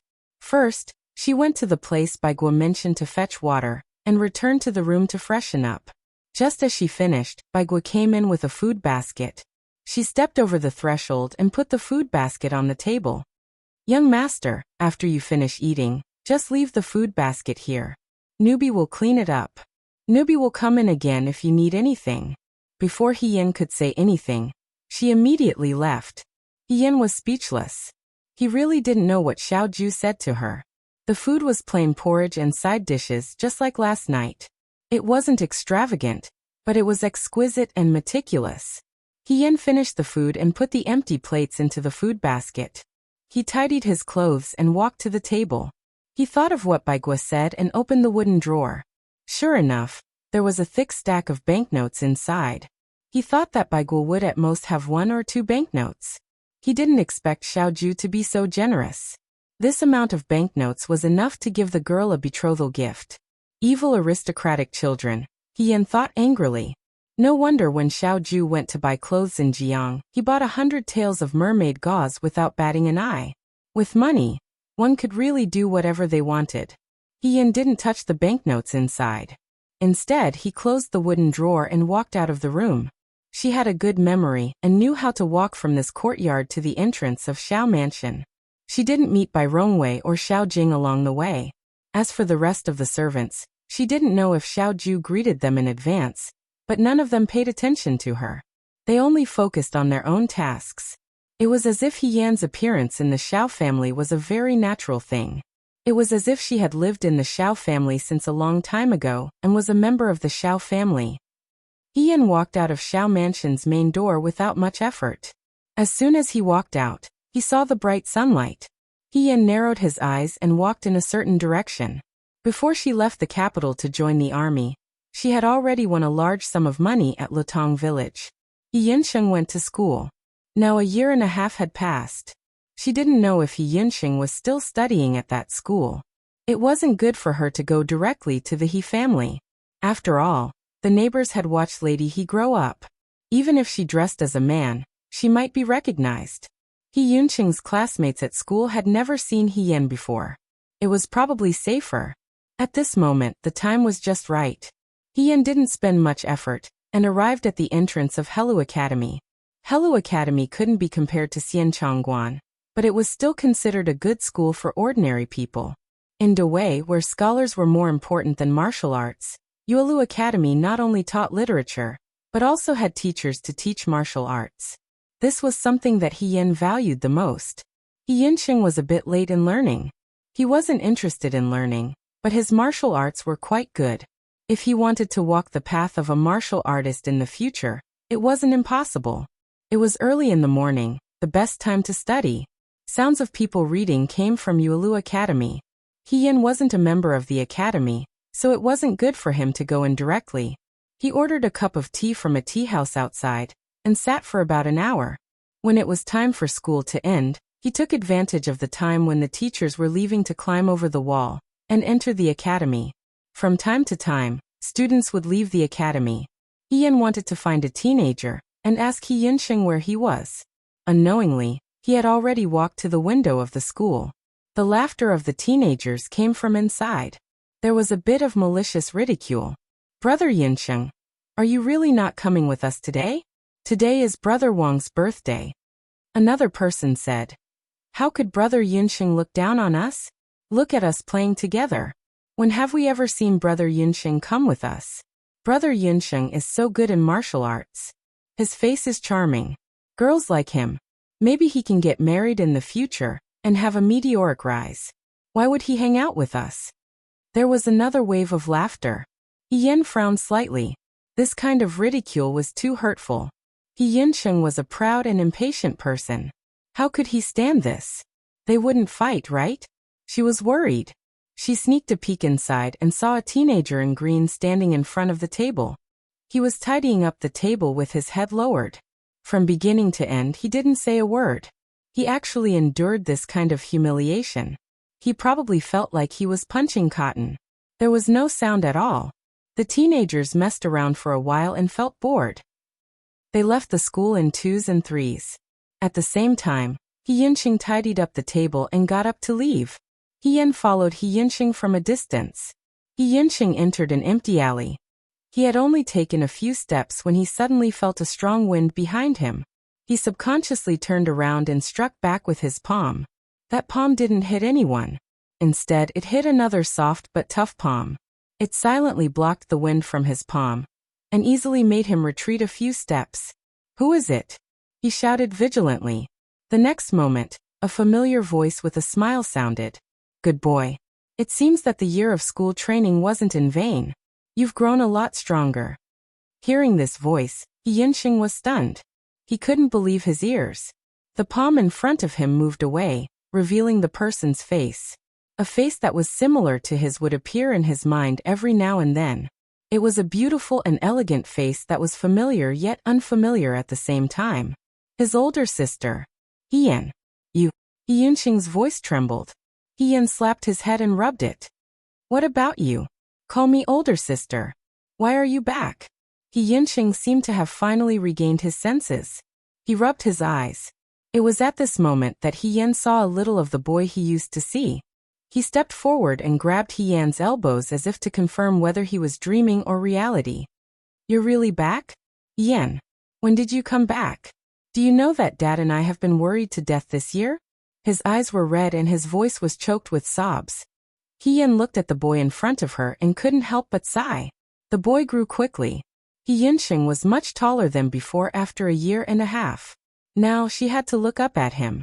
He was also much thinner than before. He looked tall and straight, as if he was already an adult. Yin pulled him out.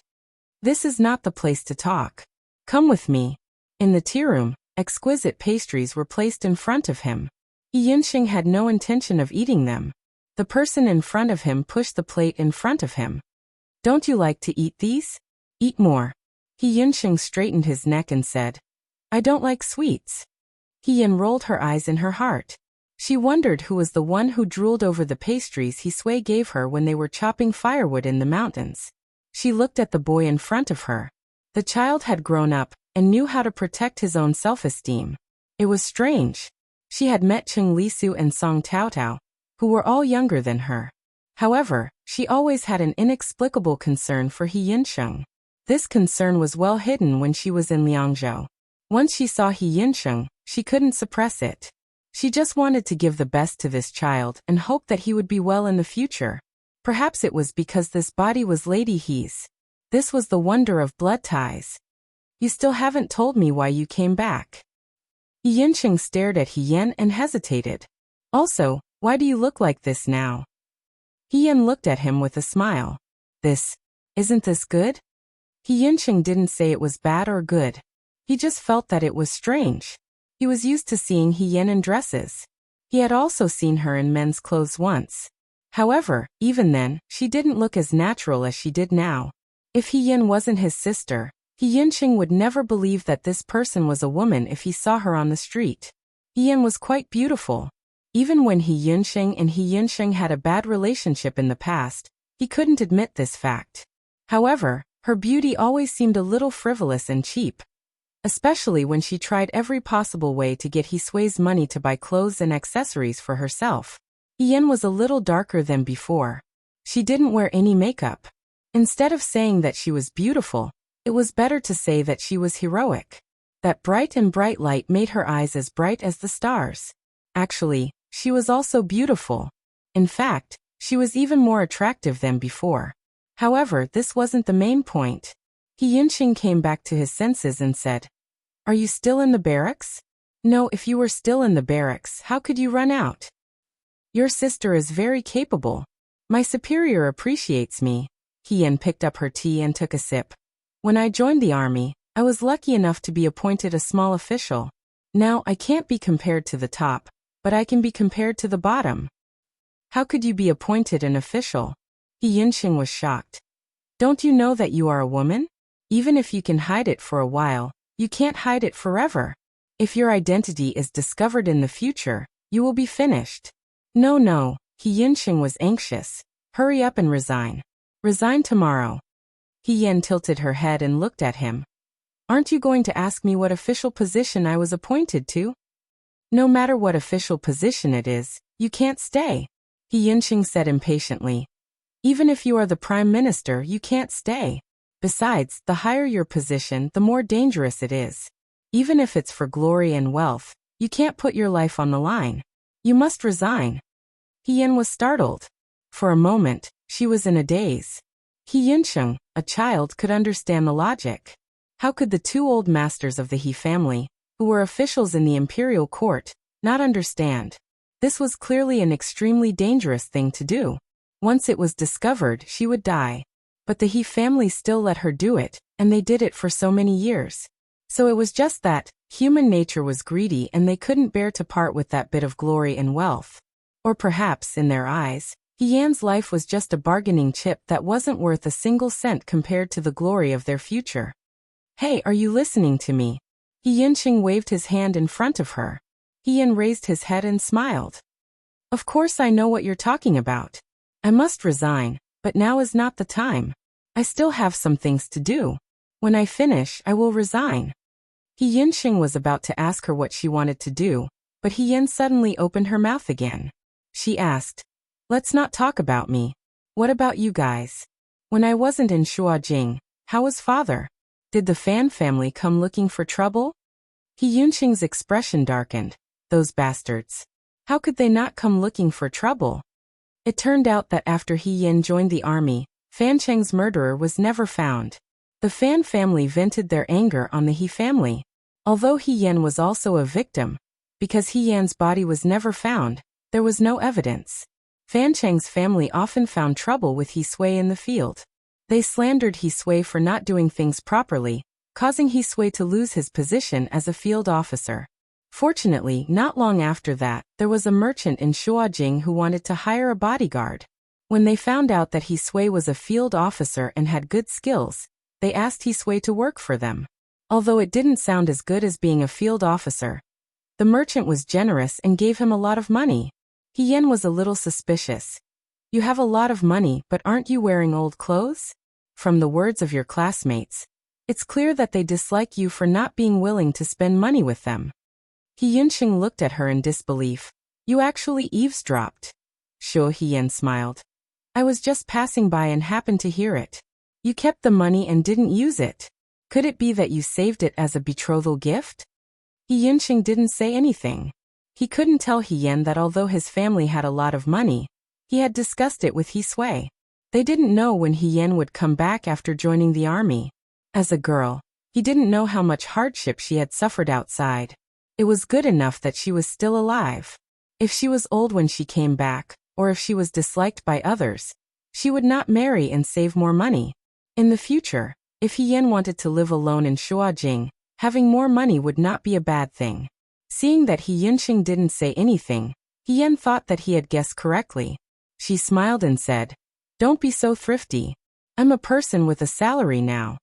She took out 2 banknotes from her bosom and said in a low voice, "We won the battle earlier. These are the spoils of war, His Majesty's reward. Take this money, go back and make 2 new clothes for father and yourself. Treat yourself better. Clothes make a man, and a horse makes a saddle. If you dress up well, the girl you like will like you, right? Young girls like handsome men. Although you have a handsome face, you don't have a good personality. You need to dress up." He Yunsheng held the banknotes in his hand. After a while he asked, "You won the battle? Did you go to the battlefield?" "Which battle?" "The battle at Jiang, the battle at Liangzhou, or the battle at the Rundu?" He Yin didn't expect him to care about these things. She scratched her head and said, "Actually, I went to all these battles." He Yunqing sucked in a breath of cold air. He Yin left in a hurry, and only left a letter behind. He Yunqing later asked around, and found out that the batch of soldiers recruited by Shua capital all went to the Liangzhou Guard. After that he always paid attention to news about the Liangzhou Guard. He heard that the journey was long and many weak people died on the way. He prayed every day, hoping that his mother in heaven would protect He Yan and keep him safe. He also heard that the Liangzhou Guard suffered from the cold, and worked hard to train the soldiers. He only hoped that He Yan could be the head soldier. When Rida Muzi led the soldiers to the Liangzhou Guard, he and He Sui couldn't sleep for the whole night. Later, they comforted each other that He Yan would be fine. She couldn't even carry a saber, and was smart. She might not even see the enemy. The battle at Jiang, the battle at Rundu. In short, He Sui and He Yunqing had a hard time ever since He Yan joined the army. If they weren't afraid that the Fan family would find He Yan's whereabouts, they would have packed their bags and rushed to Liangzhou personally. "Didn't I ask someone to send you a message?" He Yan asked. He Yunqing frowned and thought for a while, then said, "There were 2 messages, but they were very short. Also, they were written on a note and threw it into the house. I didn't get to meet them, so I don't know about your situation." He Yunqing was angry and anxious when he said this. "What were you thinking at that time? Why did you want to join the army? You're a girl. No one said that girls can't join the army." He Yan was afraid of his nagging, so she cut him off. "Besides, don't you see that I'm safe and sound now? By the way, father is no longer a lieutenant. Is the Fan family still harassing you?" He Yunqing shook his head. "A few months ago, the Fan family stopped coming," he said sarcastically. "We can accept their beating and scolding. They probably know that it's meaningless to continue like this. I heard that the Fan family's old master has another son, so they probably don't care about the previous one." He Yan couldn't help but be speechless. The Fan family's old master could still have a son at such an old age. He really didn't know what to say. "Come back with me." He Yunqing looked at He Yan. "Father will be home tonight. When you come back, he'll be very happy to see you." He Yan shook his head. "I can't go back now." "Why?" "Yunsheng." He Yan looked at him patiently. "My identity is very delicate now. Everyone in the neighborhood has seen my face. If I'm recognized, there will be trouble. Even if I want to meet father, it won't be at home. Moreover, now is not a good time." She stuffed the banknotes into He Yunqing's hands. "I came here today to see you. I'm relieved to see that you're doing well. Go back and tell father that I'm fine. We'll find a place to meet again in a few days." He Yunqing felt a little wronged.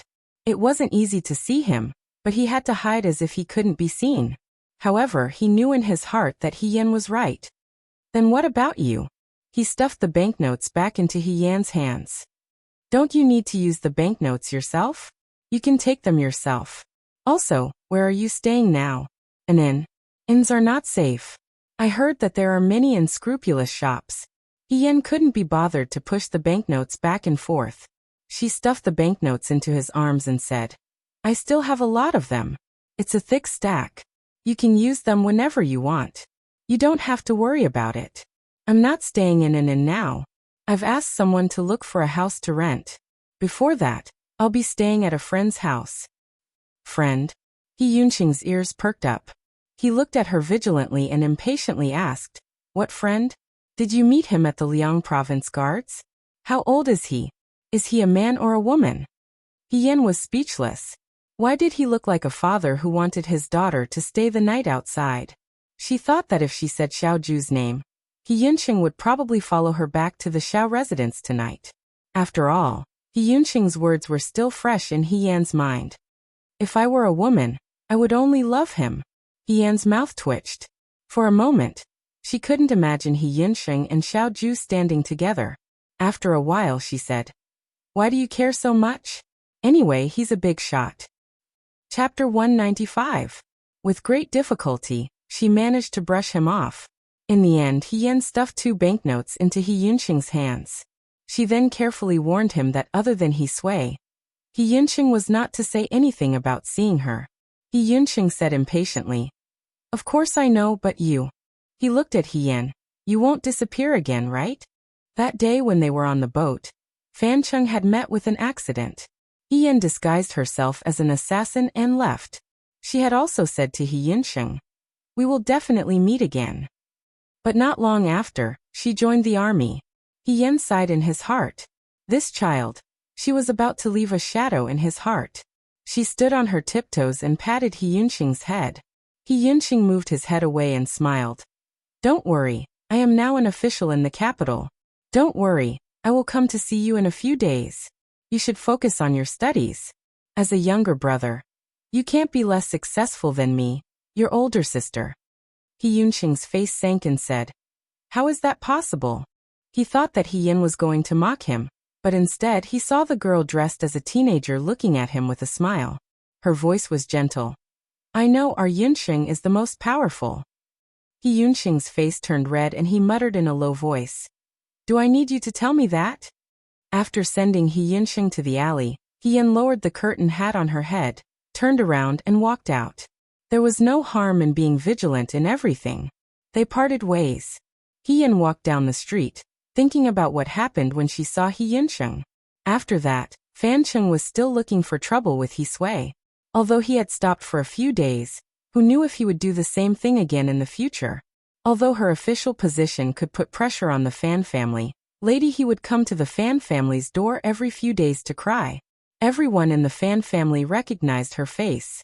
She was afraid that it would be inappropriate to rashly expose her identity. He had to think about it from a long-term perspective. But what was gratifying was that Yunqing had really grown up. Yan smiled when he thought of this. This young man now had the bearing of a man. When faced with the crowd's taunts and mockery, he didn't immediately hit back like before. He knew how to be patient. It was a heart-wrenching and gratifying growth. While he was thinking, he had unknowingly walked to the door of the Xiao family. It was already afternoon. When the manservant at the door saw Yan, he greeted him with a smile. "Young master," and then stepped aside to open the door. Yan's heart warmed slightly. The people of the Xiao family were very friendly to him. Yan walked towards the courtyard. She didn't know if Xiao Ju was back yet. If he was, she wanted to talk to him about what happened next. Unexpectedly, as soon as he reached the corridor, he ran into Bai Rongwei, who was giving orders to the servants. Yan had a good impression of Mrs. Xiao. She was gentle and considerate, and she was good at taking care of others' feelings. Seeing Yan, Bai Rongwei was stunned for a moment. Then she smiled and said, "Young master." Yan nodded at her. "Madam, Huaijin hasn't returned to the Fu yet." Bai Rongwei asked Yan, "Young master, have you eaten? If you haven't, what do you want to eat? I'll ask the kitchen to make some food and send it to your room." "There's no need to trouble yourself," Yan quickly replied. "I've already eaten outside." Yunqing had eaten some snacks in the tea house. Although it wasn't as exquisite as the food in the restaurant, it wasn't bad. Yunqing rarely ate outside. At first he was a bit hesitant, but later on he ate happily. Bai Rongwei smiled and said, "If that's the case, then let's wait until later." She looked at Yan. "Young master, he is the first friend that Huaijin brought back. It seems that you took good care of Huaijin when you were in Liangzhou." No, it was the governor who took care of me." Yan blushed. "Huaijin rarely opens his heart to others. He must have treated you like this because young master, he deserves a sincere friendship." Bai Rongwei sighed. He usually doesn't like to express himself. If he does something wrong, I'll have to trouble young Master He to forgive him. This child has a good heart, but he always acts like he's unreasonable. The governor is a very good person. Yen smiled. Everyone knows that. Bai Rongwei saw that she wasn't being perfunctory and sighed in relief. That's good. He's always been alone. There's no girl by his side who cares about him. At this point, Bai Rongwei seemed to have thought of something. She asked Yen, "Oh right, young Master He, you're close to Huaijin. Do you know why he's angry with Miss Shen?" "Miss Shen?" Yen asked. "Shen Wuxia?" Bai Rongwei nodded. "What happened between the two of them? When you returned to the capital this time, Miss Shen didn't come with you. I heard that it was because Huaijin was rushing to the Rundu. He didn't want Miss Shen to be tired from the long journey. However, Miss Shen already returned to the capital a few days ago, but the two of them didn't meet. If it was any other time, Miss Shen would have come to the Fu." Seeing that Yen was lost in thought, Bai Rongwei explained, "Young Master He probably already knows about the relationship between the Shen family and our Fu. When father was in trouble, only Uncle Shen was willing to speak up for the Xiao family. Miss Shen liked Huaijin when she was young. A friend in need is a friend indeed. Even though Huaijin treated Miss Shen coldly in the past, he still took care of her because of Uncle Shen. Later, Miss Shen secretly went behind Uncle Shen's back to where Huaijin was leading the troops. At that time, the war was chaotic and it wasn't safe to send her back. Thus, Miss Shen stayed on the battlefield and learned medicine. She has been helping Huaijin since then. Uncle Shen couldn't do anything about his daughter. He could only ask Huaijin to help take care of her. Huaijin accepted Uncle Shen's kindness and protected Miss Shen's safety on the battlefield. Yen already knew that Shen Wuxia went to the battlefield for Xiaoju, but he didn't know the details. Now that he heard Bai Rongwei's explanation, he couldn't help but feel bitter. Shen Wuxia's actions were very brave and affectionate. Just like what Liang Ping and the others said that day at the martial arts practice field. As long as one was a man, they would be moved and feel pity for her. She heard her own voice ask softly, hiding all her emotions. "Does Foreign want the two of them to be together?" "How could that be?" Bai Rongwei was slightly stunned then laughed. "Ruby and I had this idea before, but then we saw that Huaijin really didn't have any feelings for Miss Shen, so we gave up. Young Master He, you're close to Huaijin. You should know that with Huaijin's personality, no one can force him to do anything, let alone marry. Since he didn't have any feelings for her, we naturally couldn't force him. Otherwise, not only would we hurt Huaijin, but we would also hurt Miss Shen." Yen heard this and was somewhat suspicious. He only asked Bai Rongwei, "I don't quite understand what foreign means." Even if they can't be husband and wife, they're still friends. Miss Shen didn't want to visit, so it's obvious that they had a conflict over something. But Huaijin isn't a petty person, and Miss Shen isn't an unreasonable girl. After thinking about it, there's only one possibility. She looked at Yen, her eyes sparkling.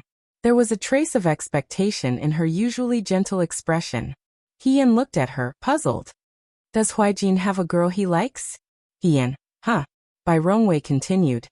"If Huaijin has a girl he likes, then everything makes sense. Only this would truly hurt Miss Shen's heart, and she wouldn't even be willing to visit.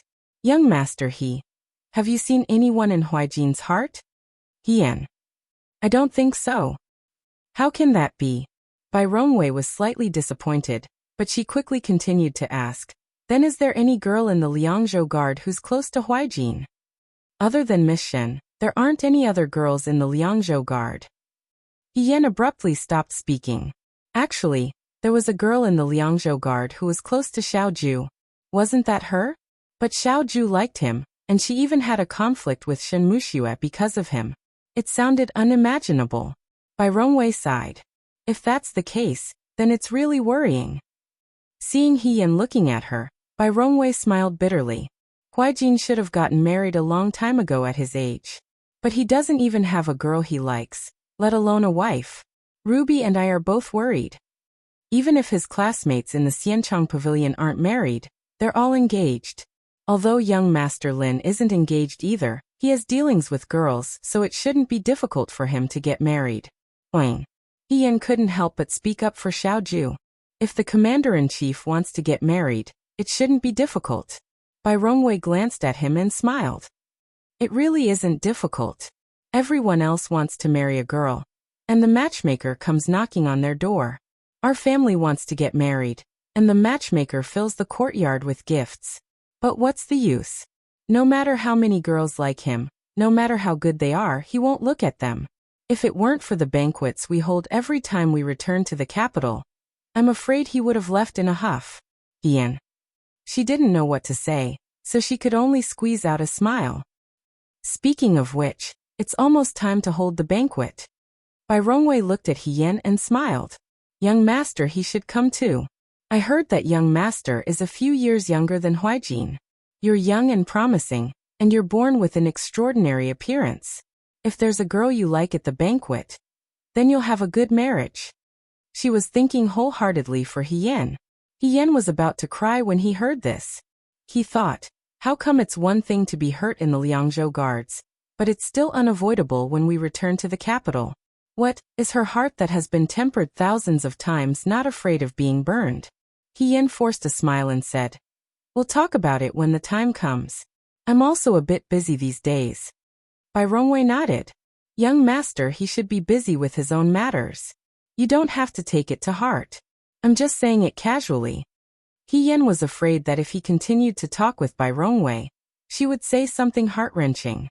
He hurriedly found an excuse to return to the courtyard. He hurriedly bowed to her and returned to his own room. When he returned to his room, he closed the door.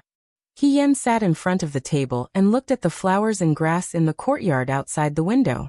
He punched the table and pretended to be angry. Outrageous. If someone came to let her see Xiaoju and other girls, she would simply tell the world that she was a homosexual and had improper thoughts about Xiaoju. Let's see if they would still let her do such a good thing. At the same time, in a restaurant somewhere in the capital, someone was sitting in a private room. Fei Nu and Qi Wu stood at the door. Not long after, someone came in from outside. It was a woman wearing a guard's uniform. She was around 30 years old and was very beautiful. However, her long hair was tied up in a high bun. Her eyes were cold and sharp, making her seem somewhat unapproachable. She strode into the private room without looking at Qi Wu and Fei Nu. She only bowed to Xiaoju and said, "Young master." Wanning. Xiaoju looked at her. Is there any news about He Rufei? The woman called Wanning respectfully said. Regarding He Rufei's previous deeds, this subordinate has already written a letter to Qi Wu to bring it to young master. In the past few days, there have been new discoveries. Ever since He Rufei was conferred the title of general, apart from this battle in Huayuan, he has never left the capital. Moreover, the officials that he has good relations with in the court are mostly civil officials. Civil officials. Xiaoju bent his finger and tapped the teacup in front of him. He lightly said, "Does he have any girls that he is familiar with?" Wanning was startled. She immediately replied, "Not yet. He Rufei has now reached the age of marriage. I heard that first madam he is currently looking for a suitable wife for him. However, He Rufei himself doesn't seem to be close to women. Other than his second cousin, he rarely interacts with women." Second cousin? He Yuanliang's second legitimate daughter. He Xining is now the new wife of Hanlin scholar Su Jiheng. Wanning replied. Xiaoju lowered his eyes and looked at the teacup in front of him. After a while he asked, "What is the relationship between He Rufei and the previous first Madame Su?" The previous first Madame Su? Wanning was confused for a moment. After a while she said, "It seems not bad. The previous first Madame Su's health wasn't good. Before she got married, she had been recuperating in the manor. Although there is no evidence that they were close, after first Madame Su's death, He Rufei personally took care of her funeral. The funeral lasted for 3 days and 3 nights. It can be seen how close they were." Xiaoju's mouth twitched. That might not be the case. It really was a close sibling relationship. He Rufei should have stopped He Xining from marrying Su Jiheng as a second wife. To his younger sister who had died young, this matter definitely couldn't be considered a consolation, but an insult. However, He Rufei wouldn't be surprised no matter what he did now. This was because the current General Fei Hong wasn't He Rufei at all. The real He Rufei might have died before becoming a general, or he might not have died yet. However, the He family definitely wouldn't allow a woman to occupy the glory, splendor, and wealth that was prepared for He Rufei. Therefore, the current He Rufei had appeared. However, what he didn't understand was that in this matter, He Rufei had become a vested interest, and the He family had become a community of interests. However, what about that woman, He Rufei? What made her willingly wear a mask and use He Rufei's name to fight for meritorious service? Did she have a crush on He Rufei? That was also possible.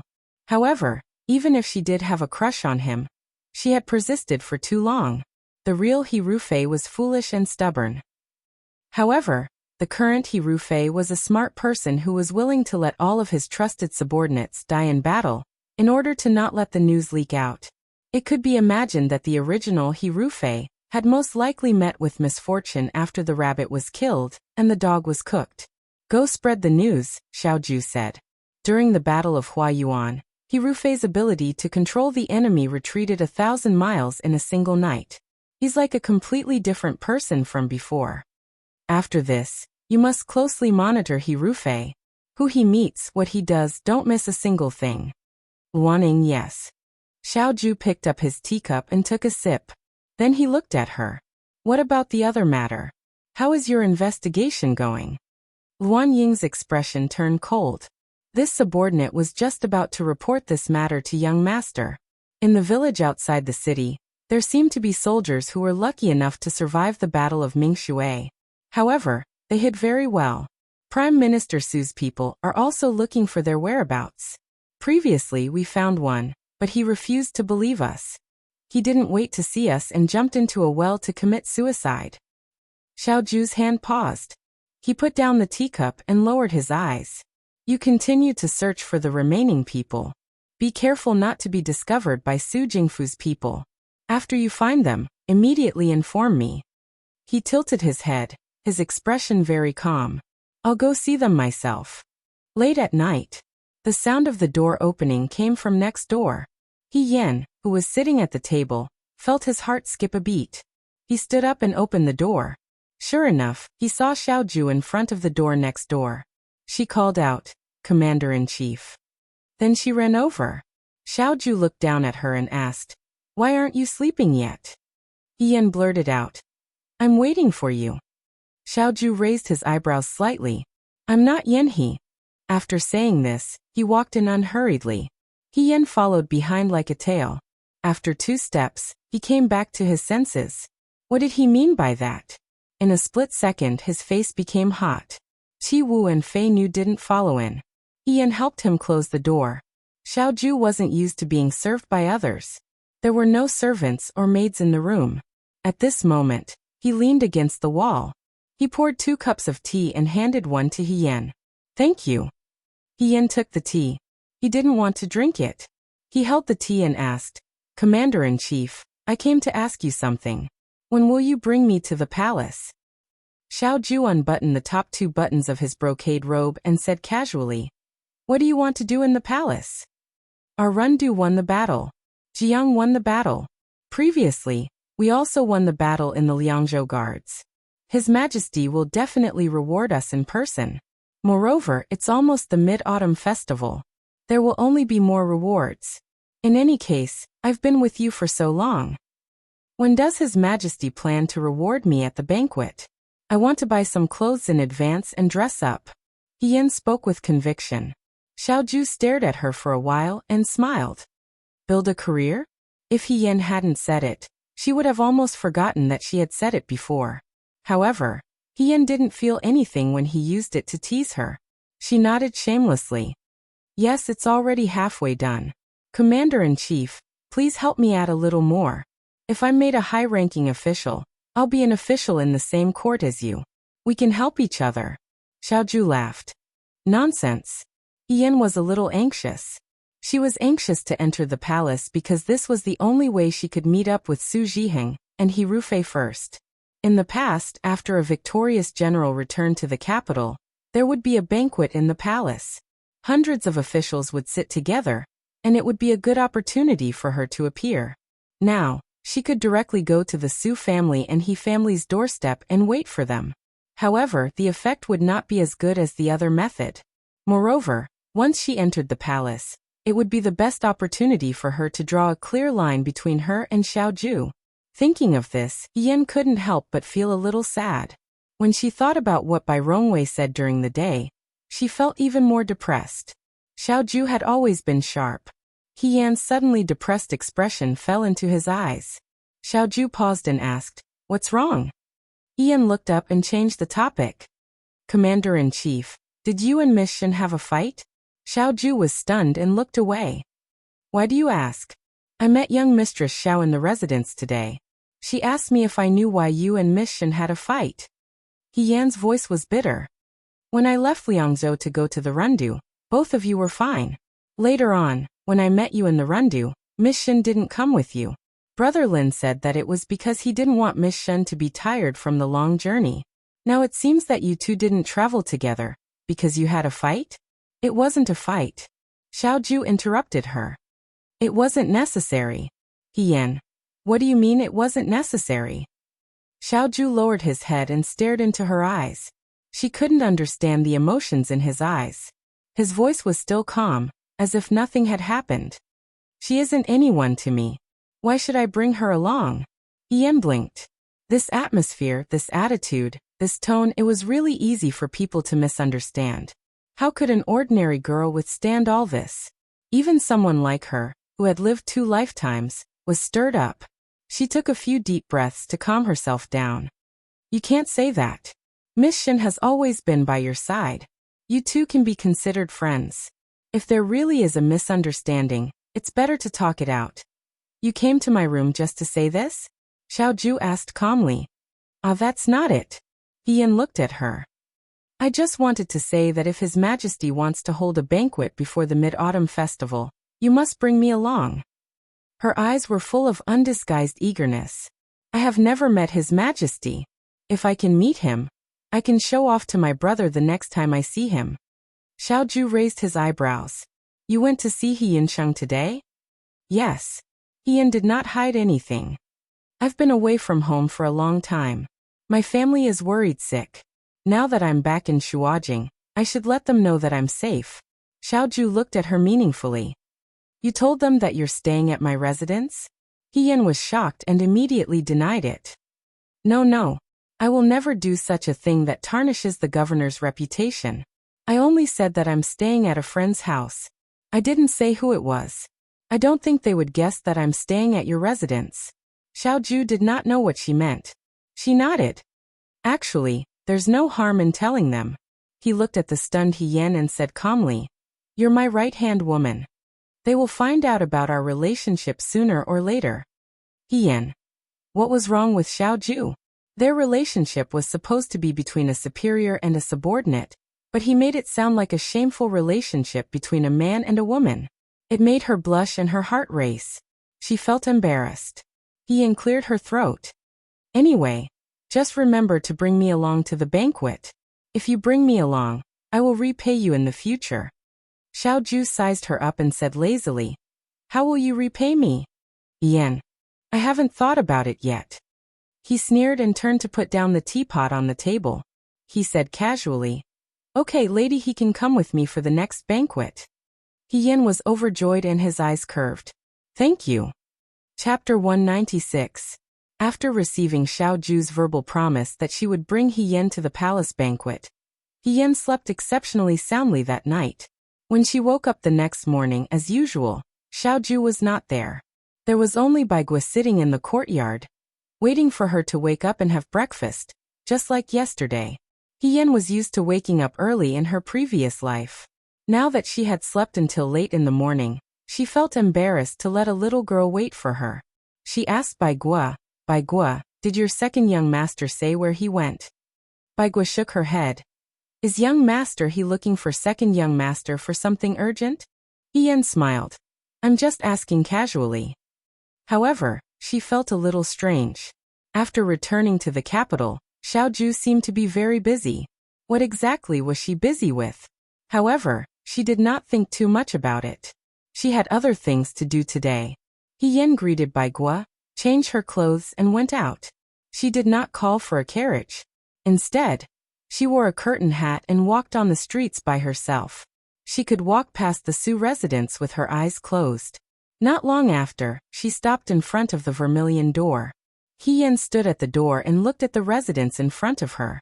Looking in from the outside, the residence looked even narrower. It was so narrow that it seemed like it could not contain one's ambition. It was so narrow that it was like a coffin, burying her in it. Hien thought that after so much time had passed, she had already calmed down. However, when she really stood here, she found it difficult to calm down.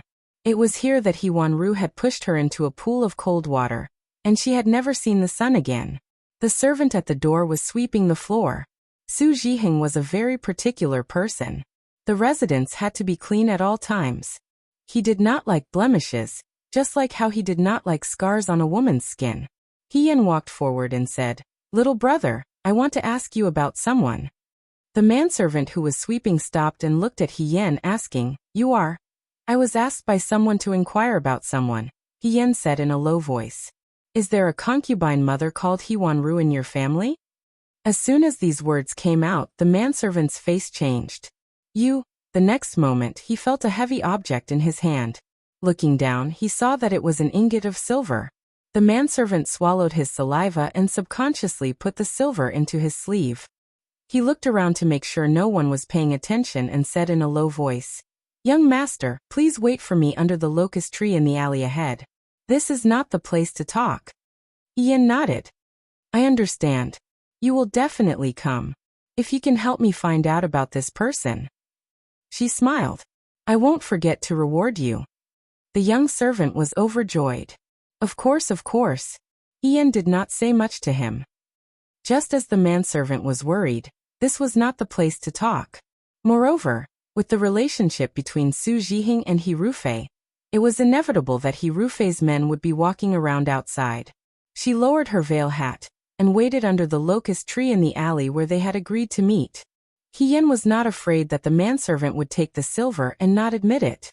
Although the Su family was also an official family, they were not generous to their servants. It was probably because Su Jiheng was originally a Hanlin scholar and learned to be a scholar.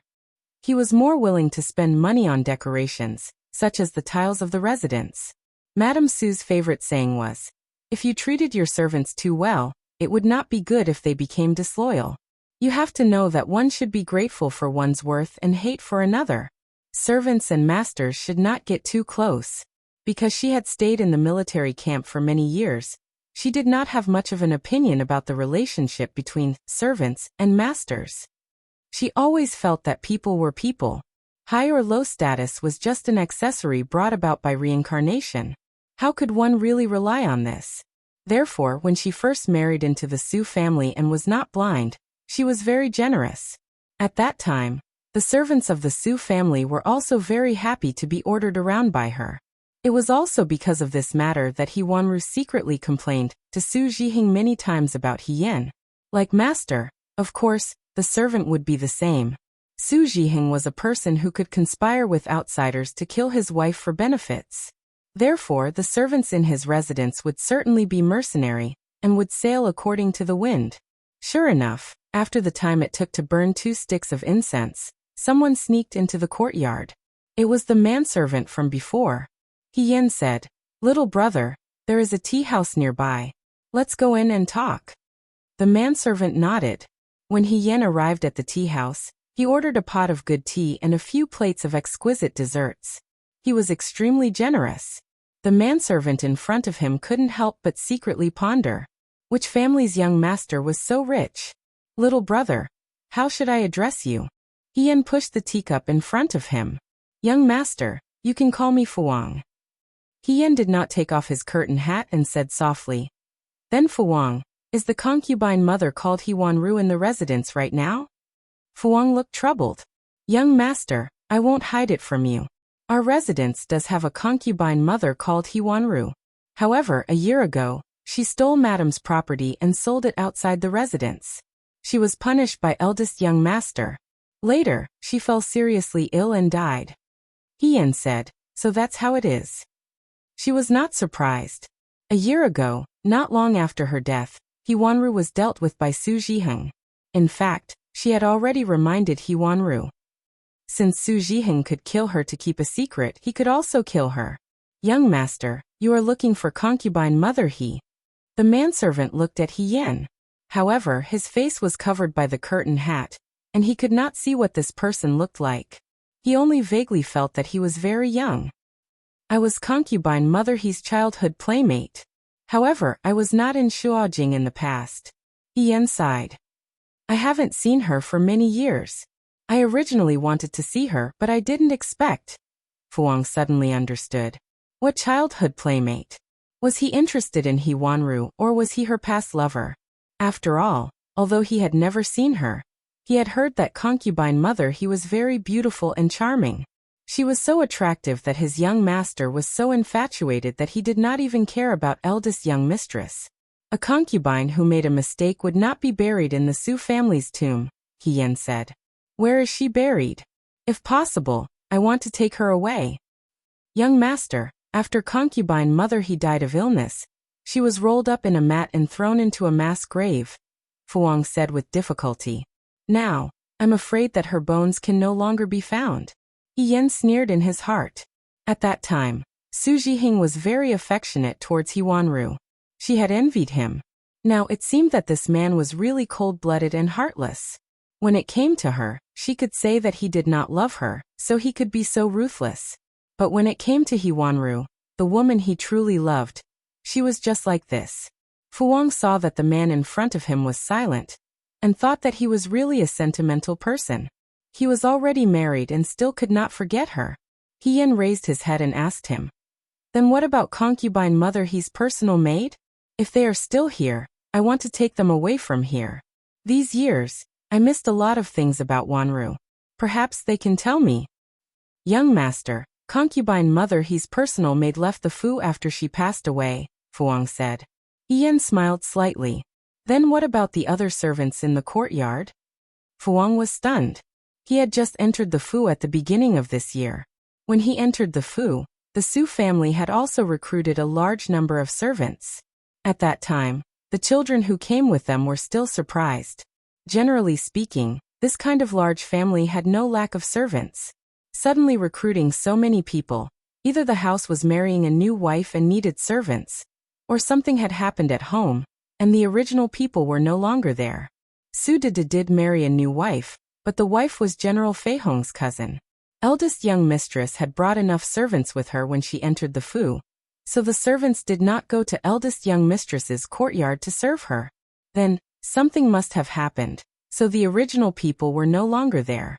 The so-called no longer there actually meant that they were dead. Fuang was not stupid.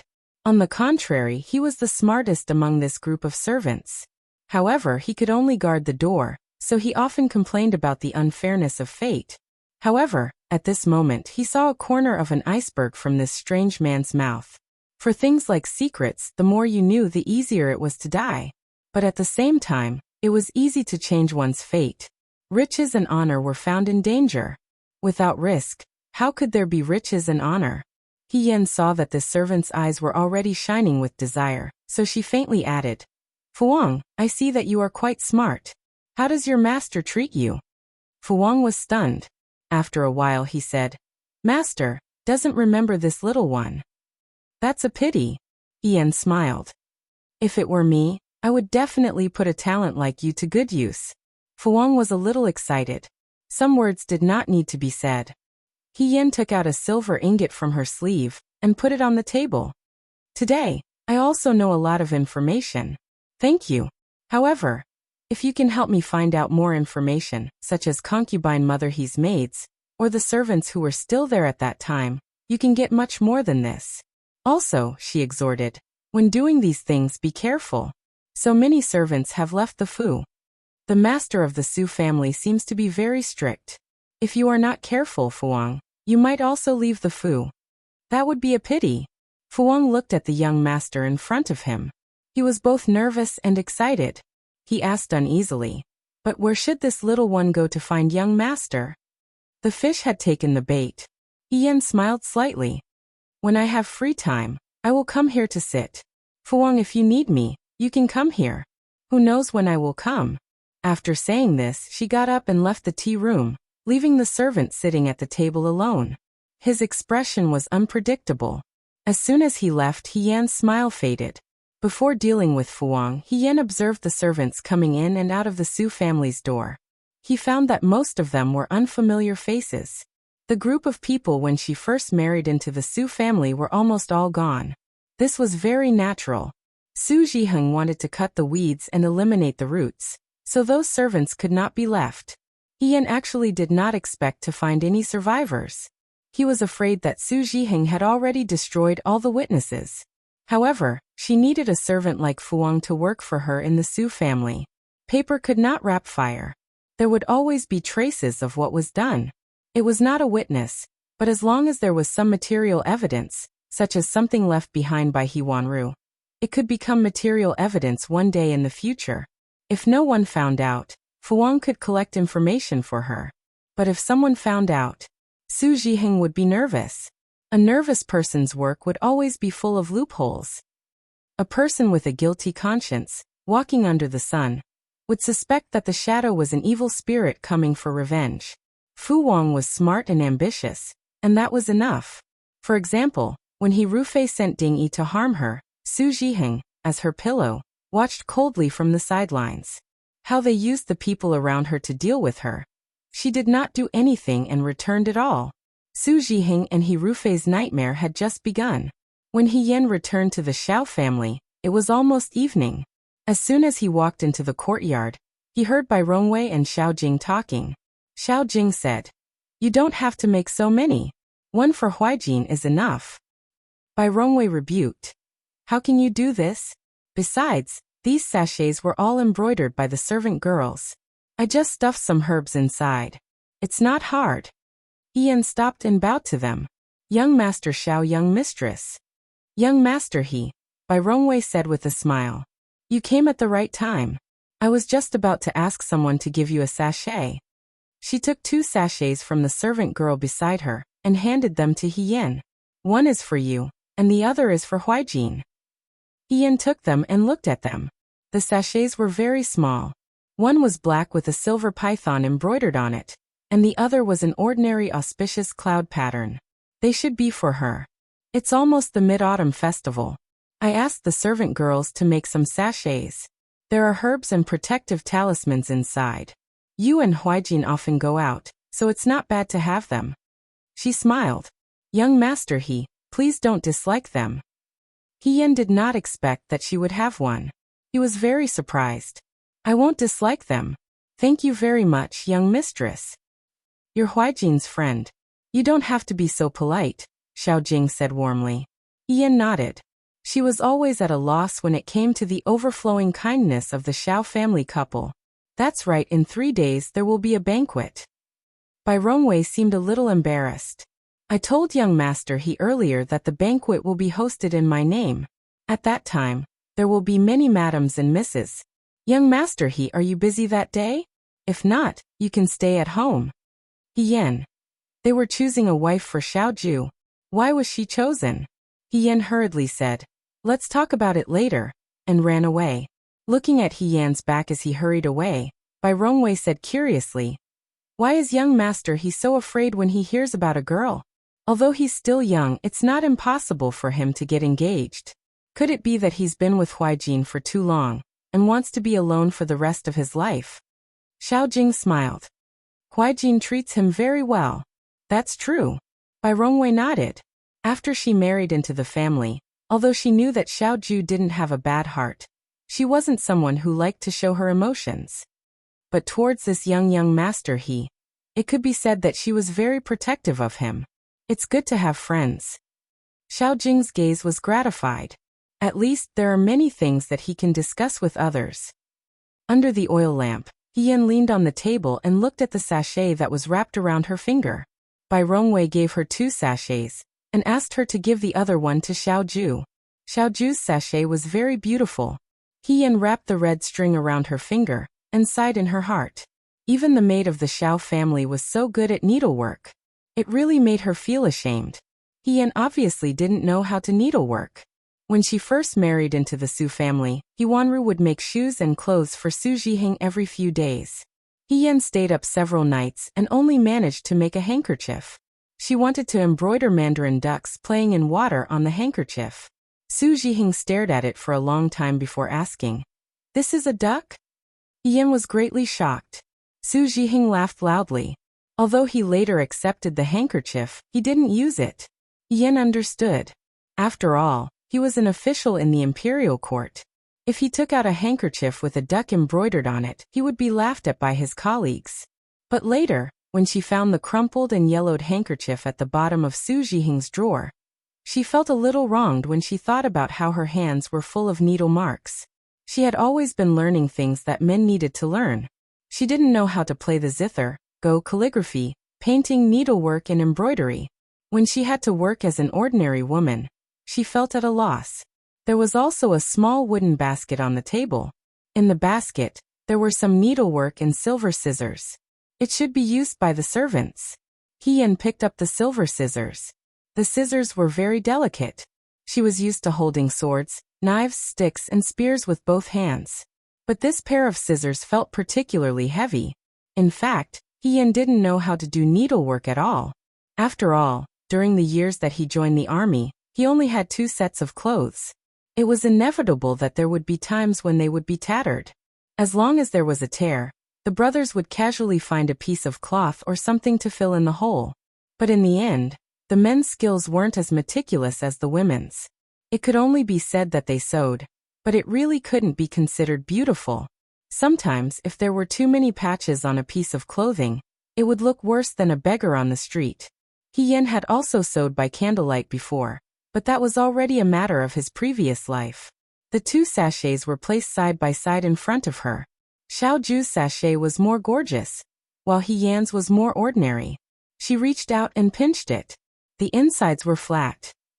She could vaguely feel a triangular piece of paper and some hairy medicinal herbs. Hien thought for a moment, then took out the needlework from the wooden basket. The oil in the oil lamp was about to burn out. Hien stretched and stood up. Half the night had passed. She wiped the beads of blood from her fingers and lightly sighed. It seems that Lady He's needlework wasn't very good. In both her previous and current life, she really didn't have any talent for needlework. Hien smiled, extinguished the lamp, and got on the bed. The moonlight outside the window was weak, faintly illuminating a corner of the front table. On the table, there were 2 sachets lying side by side. They didn't look any different from before. In the capital, Shen Mushua's room, the lanterns were still lit. The servants in the courtyard were already asleep, but Shen Mushua wasn't sleepy at all. She laid flat on the bed and stared at the sachets hanging in the 4 corners of the curtains. It had been a few days since she returned to the capital. Xiaoju should have already known. This time, she didn't go to the Xiao mansion. But at the same time, Xiaoju didn't say anything. It was eldest Madame Bairong who sent someone to the Xiao mansion to ask about her. Shen Mushua was a bit annoyed as she turned over. Even Censor Shen could tell that something was wrong. He asked her if she had quarreled with Xiaoju. Shen Mushua shook her head and perfunctorily brushed it off. But in her heart, she felt a bit more nervous. She originally wanted to let Xiaoju know that she was uncomfortable. But after a few days of stalemate, she was the one who was unsure. Perhaps Xiaoju didn't know. He was a person who didn't care about these things. But what if he knew, and did it on purpose? There was a ball of fire in Shen Mushua's heart. When she left the Liangzhou guards, she found a figurine and a drawing made of wood in the box. She couldn't help but think about it. The figurine was a woman. Did Xiaoju have someone in his heart? If that was the only thing, she wouldn't be so worried. But the figurine on the drawing was a female general, and her eyes were very similar to Hien's. In an instant, all the things that she had suspected in the past became evidence in front of her eyes. Xiaoju was overly close to and took care of Hien. Hien sometimes showed signs that made her uncomfortable. When they were in Jiang, Xiaoju had also brought Hien along. Xiaoju's black jade, which never left his side, was once in Hien's hand. The ointment that Xiaoju especially emphasized not to take away appeared in Hien's hands the next day. If he was gay, it would be too shocking. But what if Hien was a woman? Shen Mushua closed her eyes. When the young lady was dressed as a young man, she was already very handsome and eye-catching. Her eyes were delicate and pretty. If she was dressed as a woman, Wuxia thought bitterly, she could easily catch people's attention. In the past few years, although she didn't have Xiaoju, she didn't feel too threatened.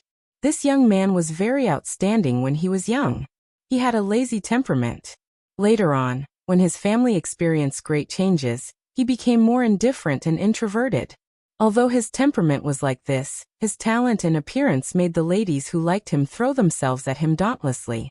But she had never seen Xiaoju fall in love with anyone. He wasn't easy to fall in love. So Wuxia believed that she was the only woman in the world who could accompany him on the battlefield and support him. As long as there was enough time, everything would happen naturally. Her confidence came from her arrogance. But now, her arrogance was completely shattered. There was a woman who could do more than her. Not only could she accompany Xiaoju on the battlefield, but she could also fight side by side with him. He Yan could do what she couldn't. As for family background, Xiao Jing could even marry by Rongwei, who was a concubine's daughter.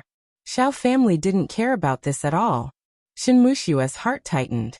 She couldn't get Xiaoju's love, but she also didn't want to see He Yan beat her to it. She was the one who came first. She was the one who stayed by Xiaoju's side the longest. In the dark night, Wuxia suddenly sat up. She put on her outer clothes, walked to the table, and lit the oil lamp. She found paper, brush, and ink and sat in front of the table. The light from the oil lamp was so dazzling that it hurt her eyes. Her hands were trembling slightly. After a while, Wuxia seemed to have made up her mind. She picked up the brush and started writing. No one would be satisfied if they didn't get a happy ending after spending so much time and energy. She couldn't accept such an ending. If Xiaoju wasn't destined to stand on her side and think for her, then she could only start from He Yan's side. Wuxia wrote faster and faster. Suddenly, the tip of the brush was wrong. She used too much strength and scratched the paper. She stared blankly at the thin paper in front of her. She suddenly raised her hand, rolled the paper into a ball, and threw it on the floor. After a while, she covered her face with her hands and cried softly.